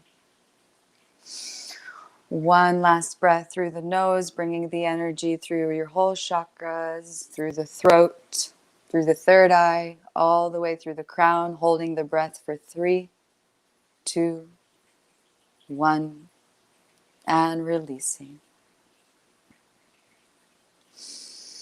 Put your hands on your heart. Set intention for what it is that you want to receive through this activation. You can say it out loud or keep it in your heart. Creator of all that is, I command through this 10-minute activation to open the heart to receive love and light from the 7th plane, and to activate our heart and our soul's DNA. It is done. It is done. It is done.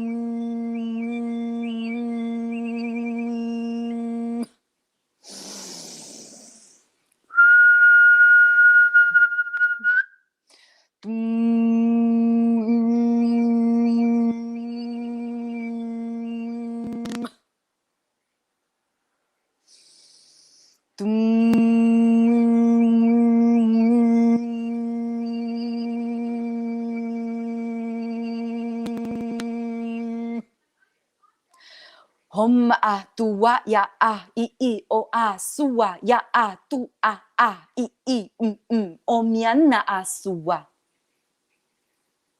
Hoka ua hiana na ua a suiata I o a sua a I o a. ho a a suwa a o a tua hia a suwa a I do hiana suma hiana hoka wa hiata a I suya a I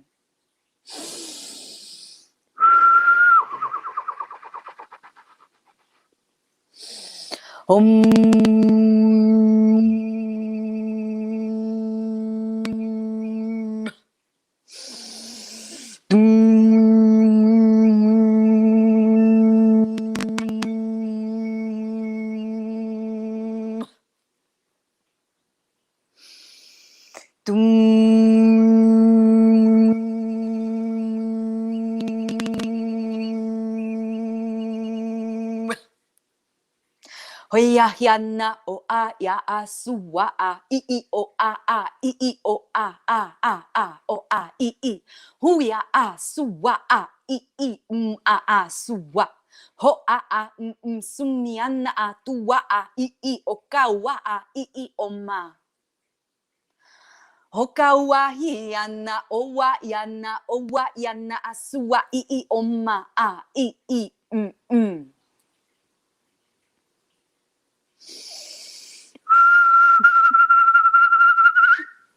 hokawa yana asua ho a yana asua I o a I oka yana asua I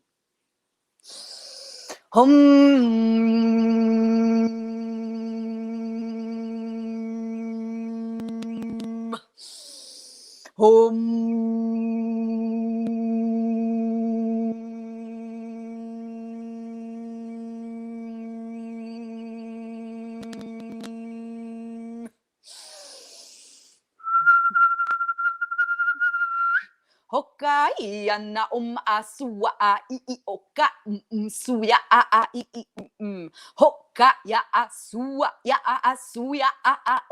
atua I hoka homiana na suya tetaka yana I mama yana a suya ta I hoa ya suya ta I mama yana a hokawa ya suya mama ya oka yana a hoka yana suya ta I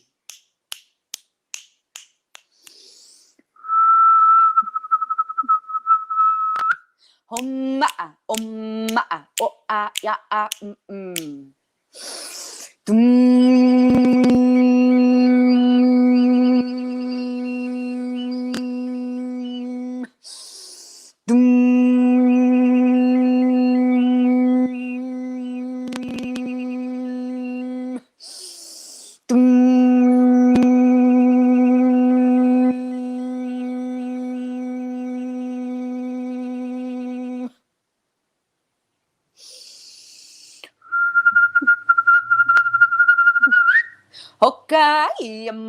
Hokayama, Hokayana, Homa asuya ta I, Hoka, I o a yana ya asua I oka, Hoka ya o a I o a I.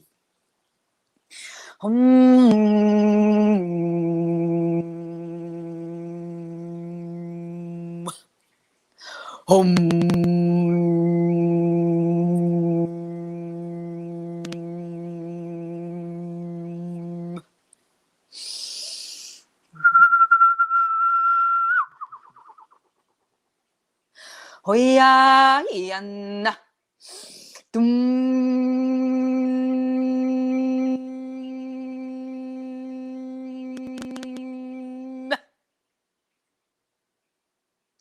Hoya yana hokawa yana suwa yana hoka yana suwa I o a ya suwa ya o a ya suwa ho a ya suwa I o a suwa Tumiana na yana o mama u yana na o miana o mama yana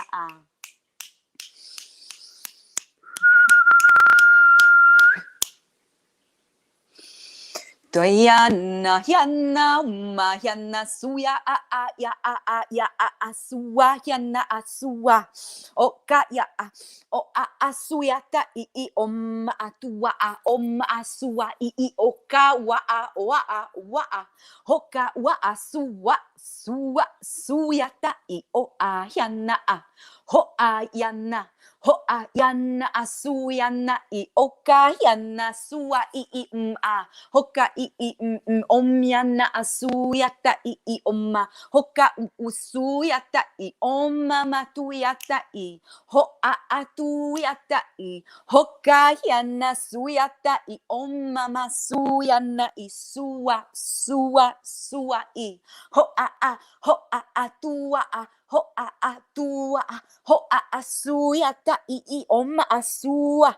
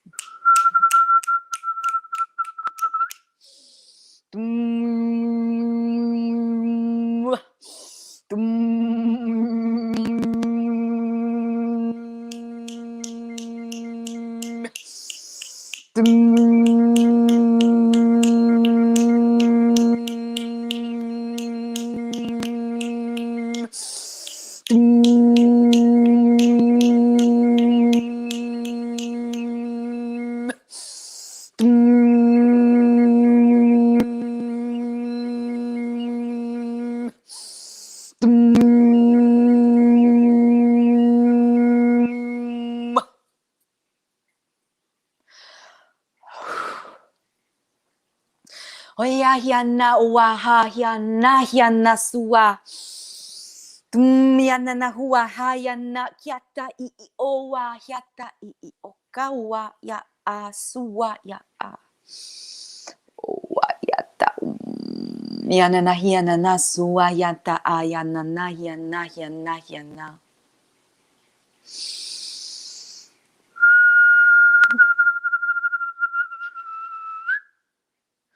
Oya yana hiyama.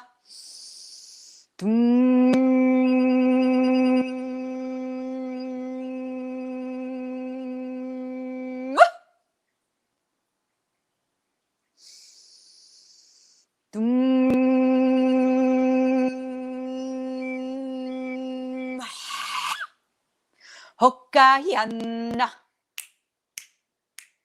Oya hiana na wa ayana iana na suwa yana na iana I okawa hiana na suwa.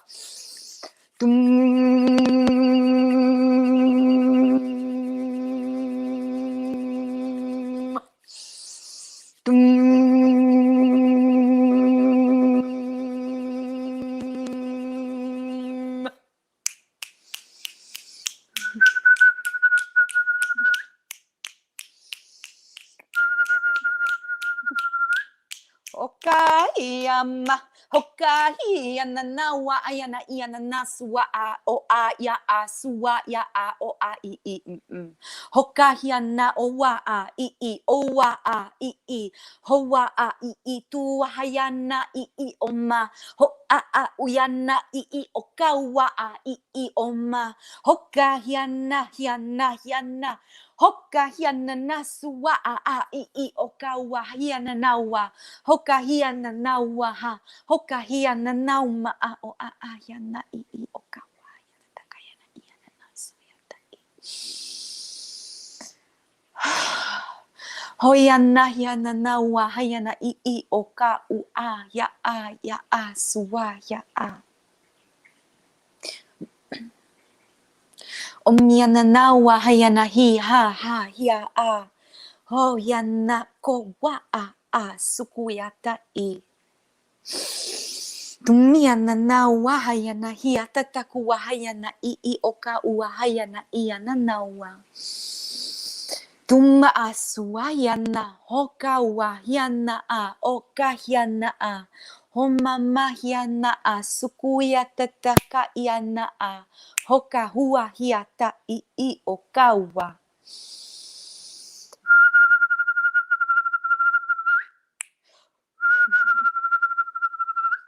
Homa hyana homa ya ya yama.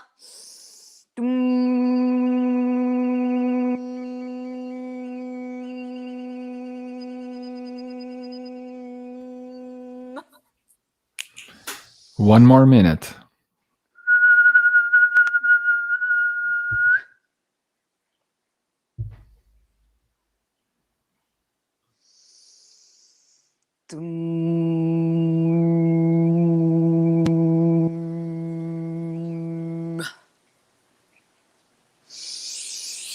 Toya hiana na wahayana iana na suwahyana o asuwahyana I.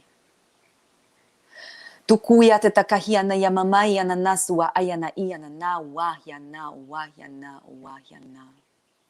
Everybody put their left hand on their heart and the right hand above their heart. Tukuya te takahiana yamamaiana waa. Hoka ua hayana hiana nasu ya takahiana yamamayana ua hayana hi.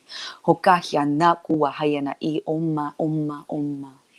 Ukahiana ukahiana ukahiana yatatakayana hiana nasua. Replace your hands. Put your right hand on your heart and the left hand above your right hand. Mokahiata tasua hiana umaa o awa a umiana naka iana yatatakayana iana nawa a. Hokaua iana nasu yataka iana ni. Hands in prayer on your third eye. And bow to your heart. Okahua hayana iana nasu wa'a o mama o mama o mama. Hands in prayer above your heart. May the codes and the activation be integrated in your vessel, in your cells, and in your soul easily and effortlessly with no healing crisis. It is done. It is done. It is done. Kokiata kasuyata takahiana yamama wa ayana kayana iana naumiana suwa a iana I oka wa a I.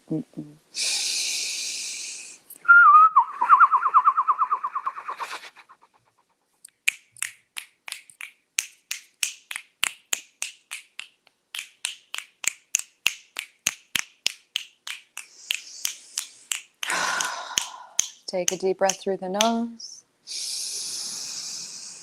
Bringing your awareness and your soul back in your body.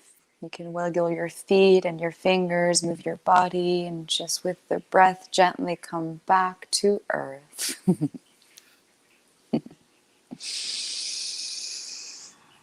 I'm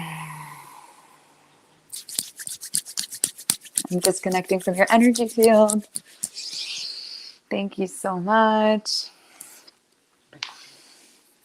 Wow, that was absolutely amazing. MARYAM, your mic is still on mute, I think, on your end. If you want to unmute yourself. There you go. Okay. MARYAM. I'm sweating. Yes, I can tell. You're pushing out so much energy. It's coming through the screen.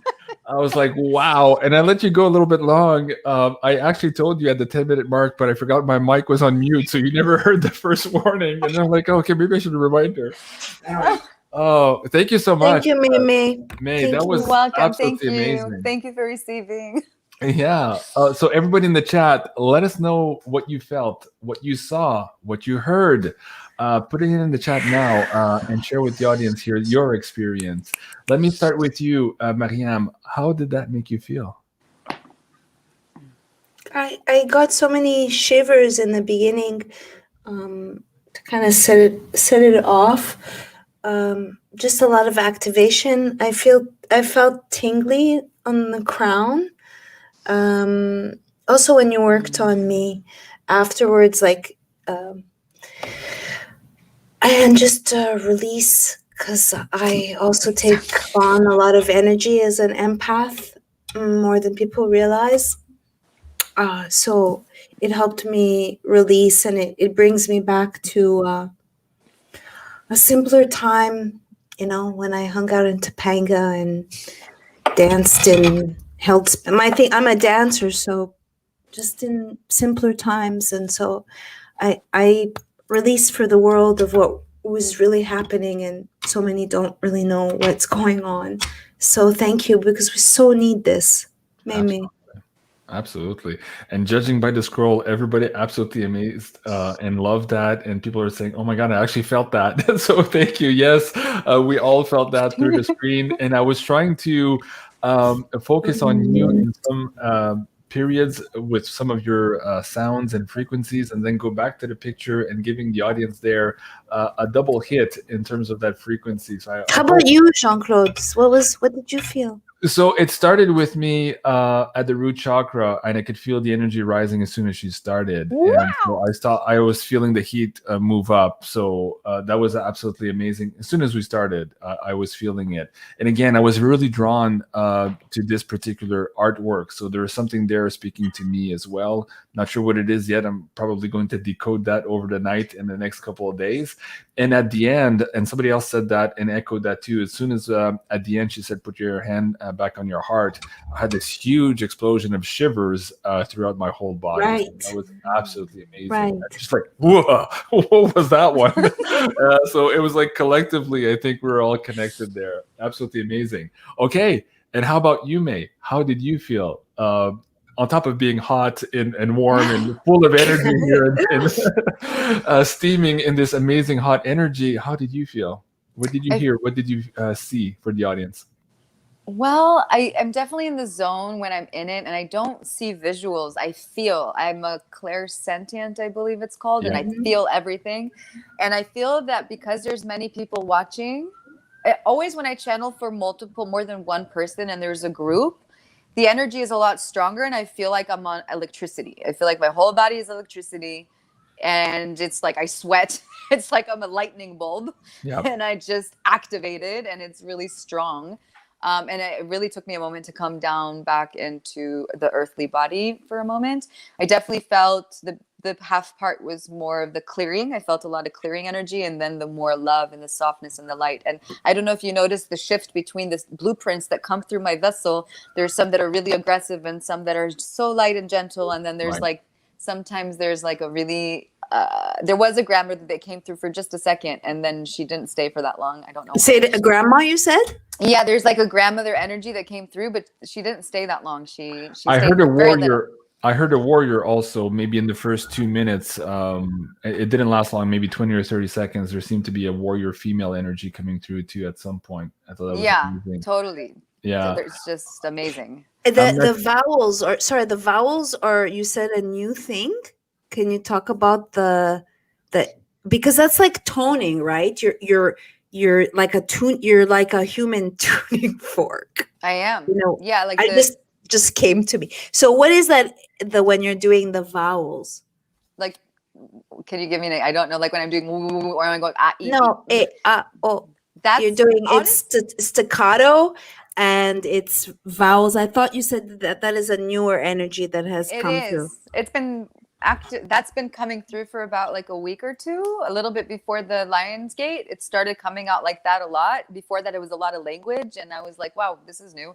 It really is just codes. It's a coded voice. It's a frequency, and they're healing frequencies, and they're activators. So it's just, I'm amazed by it as well. Like, I really just want to share that I'm also amazed. I got hot too, actually. Now that you say it, I was like, shit, I have to open the window. It's true. Wow. Yeah, so a lot of people were feeling the heat through the screen and into their body. Trish is saying that on the screen now too. I got that too, maybe at the 4-minute mark or 5th-minute mark.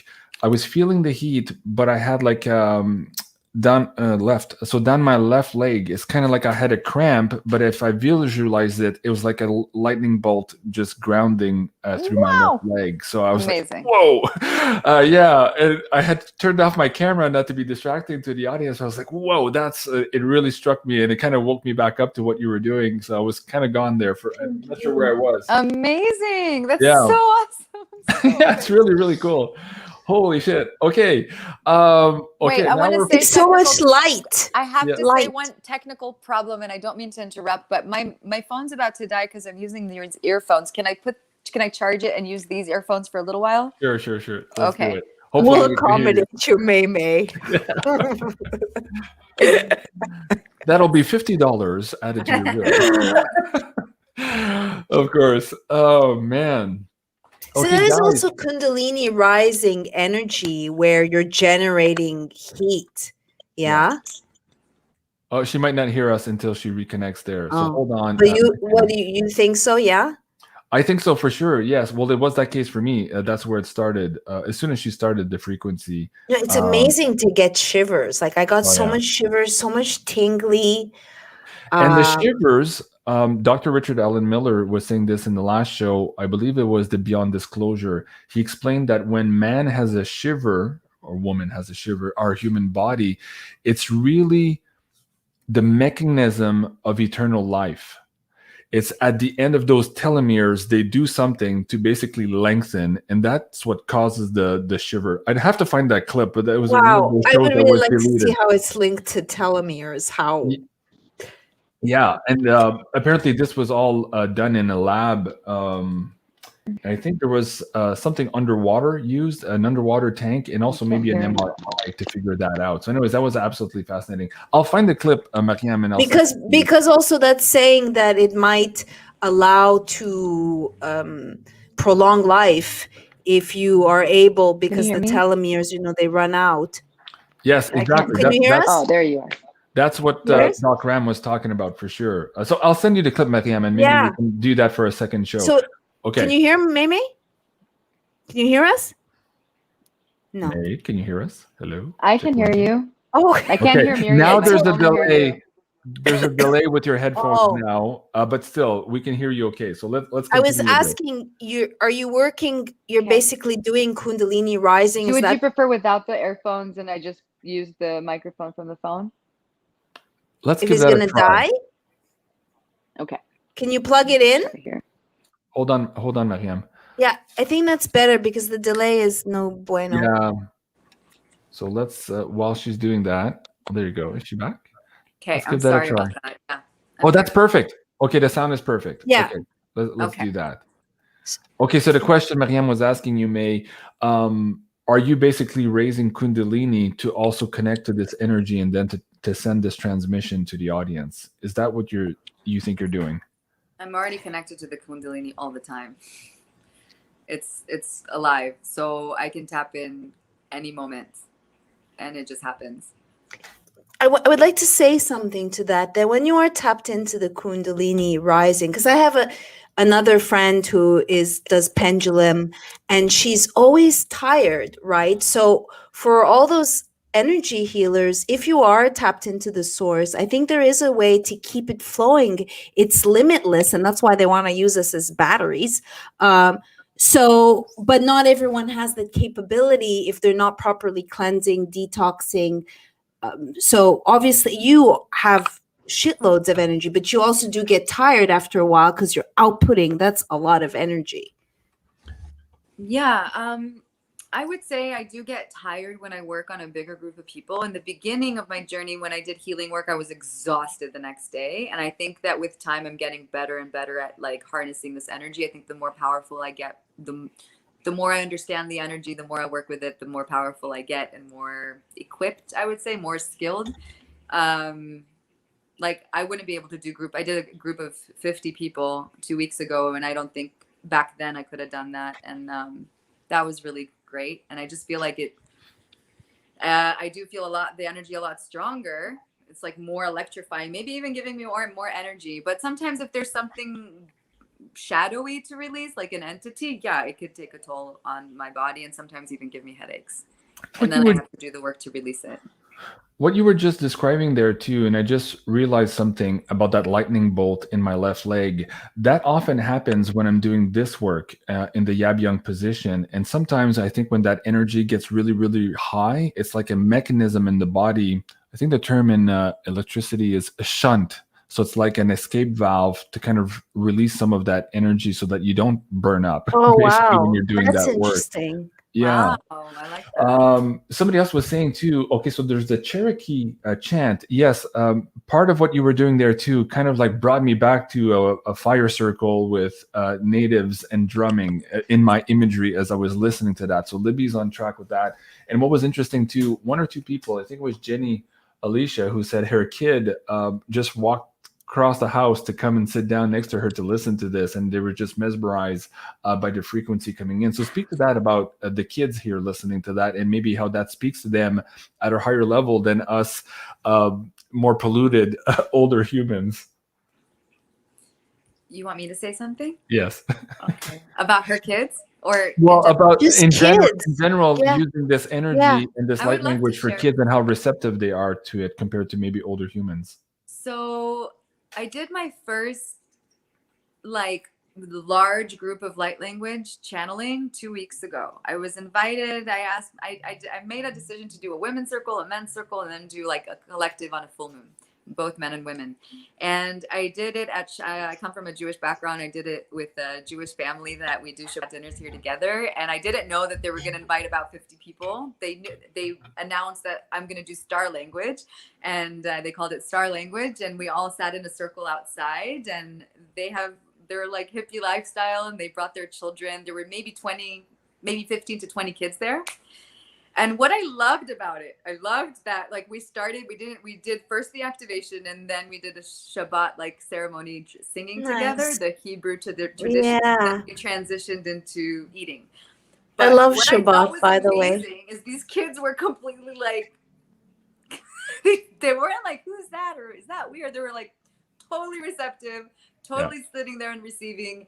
And I thought maybe they would think I'm a freak, but they didn't. And they totally kept running around playing afterwards. And like, we transitioned into what I did, which is really like a lot intense, to straight away singing in Hebrew Shabbat dinner. And then like nothing happened. Like it's totally normal. And I love that. It made me feel like I'm not weird or anything. Right.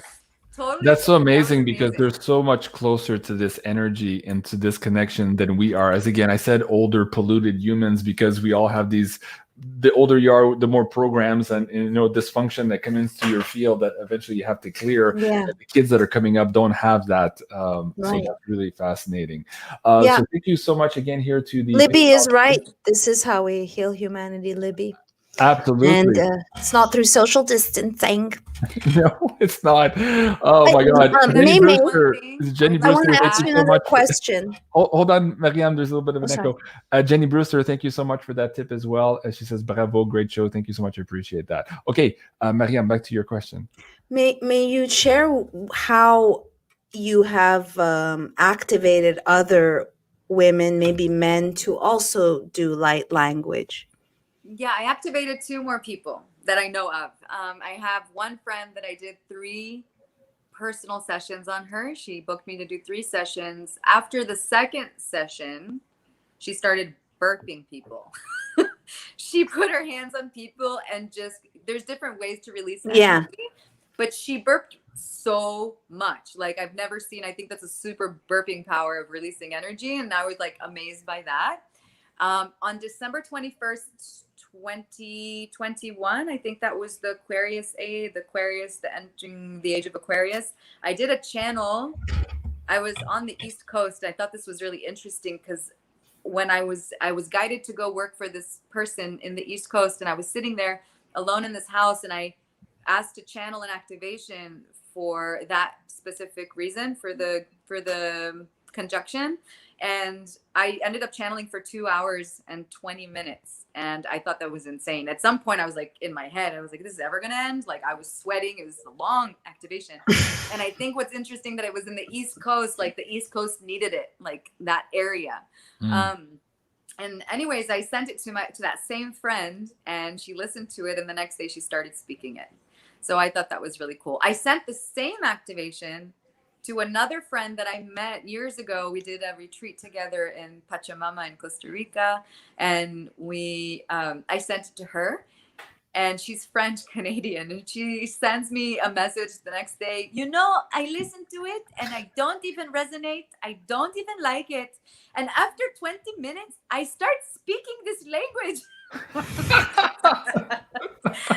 I thought it was hilarious. I don't even like it. I'm like, well, you're welcome. That's amazing. Oh, wow. Okay. Holy shit, folks.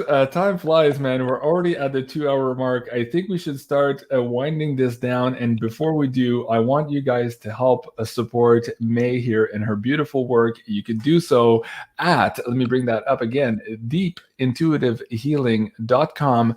And this is the question I wanted to ask you in the private chat. Is it possible for you to set up maybe a coupon code for the Beyond Mystic audience for some of your services? Do you know how to do that in your back end of your store? And is there a way to do that for the audience? I don't, but I can learn. Okay, well, not for tonight. I can show her. I can show you. Just send me 10% discount, or just text me. I've seen the show, get 10% off. Well, if they just say Beyond Mystic, you could say if you're, or Quantum Woo. Right. Just say Quantum Woo, 10% off. Yeah, let's say Quantum Woo. Okay, so let's talk about some of your services here. Where do you want me to point the audience here? And let's talk about those services. When you book online, what can they expect? What's the timing? How far out are you booked right now? And what do you recommend maybe for the person who's starting this venture here for the first time? Where would you point them, and what service would you offer them? Well, it depends what you need. Intuitive healing session is almost a 2-hour session, sometimes longer. It really depends what needs to be done. And because it's intuitive, I can't really put a time limit on it, but they normally last for about 2 hours. It does say 1 hour and 45 minutes. It's 1:44. And that will include a channel of your energy body, some artwork that comes with like a channel art frequency that you will work with later. It comes with scanning the meridians and the chakras. It's including different techniques to release and forgive, like the Ho'oponopono that I use. And if I do feel stuck energy in the body, I can feel stuck emotions, some anger or grief or things like that. I can help remove and release those energies out of the body. And of course, the light language and the overtone. And I can do this remotely. You do not have to be in physical form. If you are here in physical form, it also is integrated with pressure point massage, and like I work with all of that with also touch and like working on the meridians and the pressure points. But you can also do it remotely. It's as effective. Okay, very good. And what's the channeling 3 questions? You can do channeling 3 or 8. There's 2 different kinds. Just like how many questions you have, you will send them physically to me. You would write them down and send it through email, and I will respond in writing, because I channel through automatic writing. And so whoever doesn't know what automatic writing is, I connect, and there's a knowing that comes through, and I just write it down, and then I will give it back. Okay. Well, that's awesome. And so what do you recommend for that Lisa Fernandez or Menendez? I forget her name, who is dealing with those. Can I offer one more service? There's also Theta healing. I just haven't added that there. I also do Theta healing for 111. It's 111 per hour. Okay. Yeah, whoever wants to work on limiting beliefs. I need to add that to my Okay. Okay, very good. And so which one would you recommend to Lisa, who was trying to get rid of Thoth? I would definitely do like a healing session, and I would integrate in there Theta healing together. I would do both, and because I feel like, definitely a combination of both. Okay, very good. Awesome. Wow. What a fascinating show. What a fascinating person, May, you are. And I mean, we haven't even scratched the surface. There's so many things I would want to ask you, and I'm sure the audience has many questions too, but we're already 2 hours into this. MARYAM, so let me give you maybe a crack at this. Any last thing you want to share with the audience, either from your experience with May, your understanding of her services and how it can help humanity, or anything else you feel, especially maybe after this activation, that you feel like sharing with the audience here before we go tonight? Well, I hope to work with her again. I was lucky that I got her, her touch too. So that was super. I've never experienced a touch with sound and frequencies that. I found that for me, I'm sitting with it, and it's like an onion. And right here, there's a lot of interference where I am, and I've realized that my healing is, I'm trying to get my vessel, and this has helped and will help me further to understand what it is that's going on with my superpower. So it's an activation, and it's percolating. And yeah, it's percolating, and I feel like it's I just had surgery and I'm getting better, and that was stopping me from leaving. And I got, I'm still healing. My skin is still healing, and so I feel like kind of invigorated, where I'm excited and to leave SF before I can't. So yeah, it's I'm also just really grateful to meet a sister, and I want to say that I have a lot of people that I can share on quantum woo, and it's I feel like, oh look, I get to share this spirit with the audience today, and it's helping me go back to my roots. So yeah, if you want to activate, and there's a lot of layers, right? So we didn't do the clearing with the entities, and that is good to, some of them are just neutral, that they want to live, and some of them are a little bit, I guess, darker. But regardless, they're standing in the way of so what's happening is an alignment, right? And a clearing of our chakras and our meridians, so that we can have more energy to do the work that we need to do. And since we are all micro-traumatized every day, if we're awake and realizing, it's very, very important to take care of our temple. And I'll use this as an example, as an opportunity to say that includes food. And so that includes food and diet, and just everything that, not spreading your seed, not just being respectful. So May can help with that. Well, thank you so much, MARYAM. And of course, on the screen now, I am blessed. 44 says, I just sent a healing request, so I'm excited.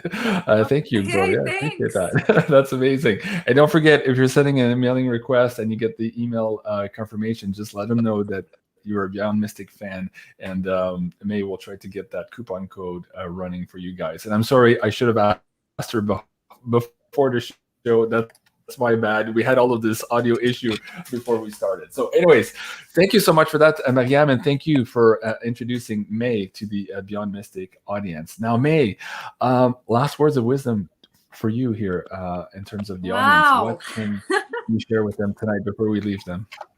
And by the way, I don't know if you see the live chat, May, but you have a lot of love in the chat. It's been like that the whole night. Yeah.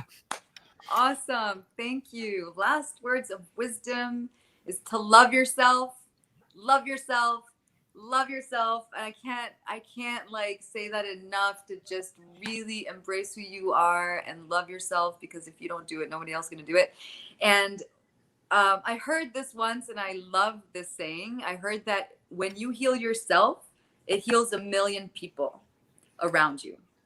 So think about that when you're doing your healing work, because we can't change anything in the world but ourselves. I really do believe that. Unless you're, I don't know. You can change the world. Don't listen to me. But the easiest thing that we can do, and maybe not the easiest, it could be hard, is that we can change ourselves, our healing, the healing that we need so much for the collective, because it's not just for ourselves. We're doing it for everyone around. And one person does their work, another person sees it, and then they do the work, and it's a ripple effect. So that's the last words of wisdom that I'm going to share. Thank you so much. I'm full of gratitude. This is the first time that I've shared myself live like this and shared my inner stories and like all my personal stories like that. So yeah, thank you. I really appreciate both of you very much. Well, very good. Thank you so much for sharing all of your wealth and knowledge and your time here with the BeyondMystic audience. And of course, Ben Thompson is saying, hey, May, I think you might have 50 more extra Instagram followers. So folks, do go and subscribe to her Instagram. There's a lot of activation codes right there in this beautiful artwork. And of course, you can book a section directly with her at deepintuitivehealing.com. And last but not least, please go and subscribe to my friend here, Maryam, the co-host for this amazing series. You can find her at MARYAM HENEIN on YouTube, and also support her with her beautiful, amazing products here at Can I say a few things? .com. Yes, of course you can. Yeah, you can use BeyondMystic. Please support. I basically work for free now, and I have a business that I'm trying to save, a beautiful business, as I continue to try to get my money back from Amazon. And I'm now personally banned from Amazon. So not to be dark, but there's people like me that work really hard and really put our heart into things and need support because we're being silenced. And I have a lot of people I'd love to share with the audience, a lot of ideas, and I really appreciate Jean-Claude, this show to be positive. I just did an episode with a police detective where we talked about the wall, immigration, and trafficking in the Mexican cartel. Fascinating. And I'm going to be having a crew start to follow me. And I just want to say I'm getting ready to go to Florida. Yay. So I just want to share that. And I'll be going to the biohacking conference in September with Dave Asprey covering that. So I'm excited. So please, yes, support my work, continuing to work on my book, and about to have conversations with a network about producing my documentary on George Floyd. Awesome. And folks, if you want to support Maryam directly here too, she no longer has a PayPal to her name. So if you do want to tip Maryam, you can do so using ours here and just write for Maryam in the note, and we should. Thank you. I really I have I want to bring a death doula on, and I have just so many people that I'd like to share with the audience. So thank you. So folks, join us next week. Oh, wait a second. May, you were raising your hands. You had one more thing to say? Yeah, I'm working on, just wanted to say, because it's new and I'm excited about it, but it's not completely done yet. I'm working on a clothesline with the artwork on the clothes. So it'll be activating clothes that people can wear, and it will heal different parts of their chakras. It's just going to be the art on the clothes, and it's going to be yoga pants, it's awesome, crop tops, and kimonos, and I'm really excited. I'm working on it at as we speak, and it's going to be listed on my Instagram, and there's going to be an Etsy shop soon. So just stay tuned. Okay. Well, when you're ready, anytime you want to come back, either for an update on your store and your new products, or to have a part 2 on this conversation of the sacred prostitute, because I think there's more to dive in there as well. All right, folks, that's it. That was, I think, episode 7 or 8 of the Quantum Move here. 7. Oh, lucky 7. Isn't that amazing? With Maryam Henein and May Levy. Please do remember to like, share, and subscribe here on our third backup channel, and a schedule for next week at 8 o'clock Eastern. No, sorry, Thursday next week at 8 o'clock Eastern for the next Quantum Woo. I'm Jean-Claude BeyondMystic. Thank you for watching, everyone, and have a great evening. Au revoir. Thank you.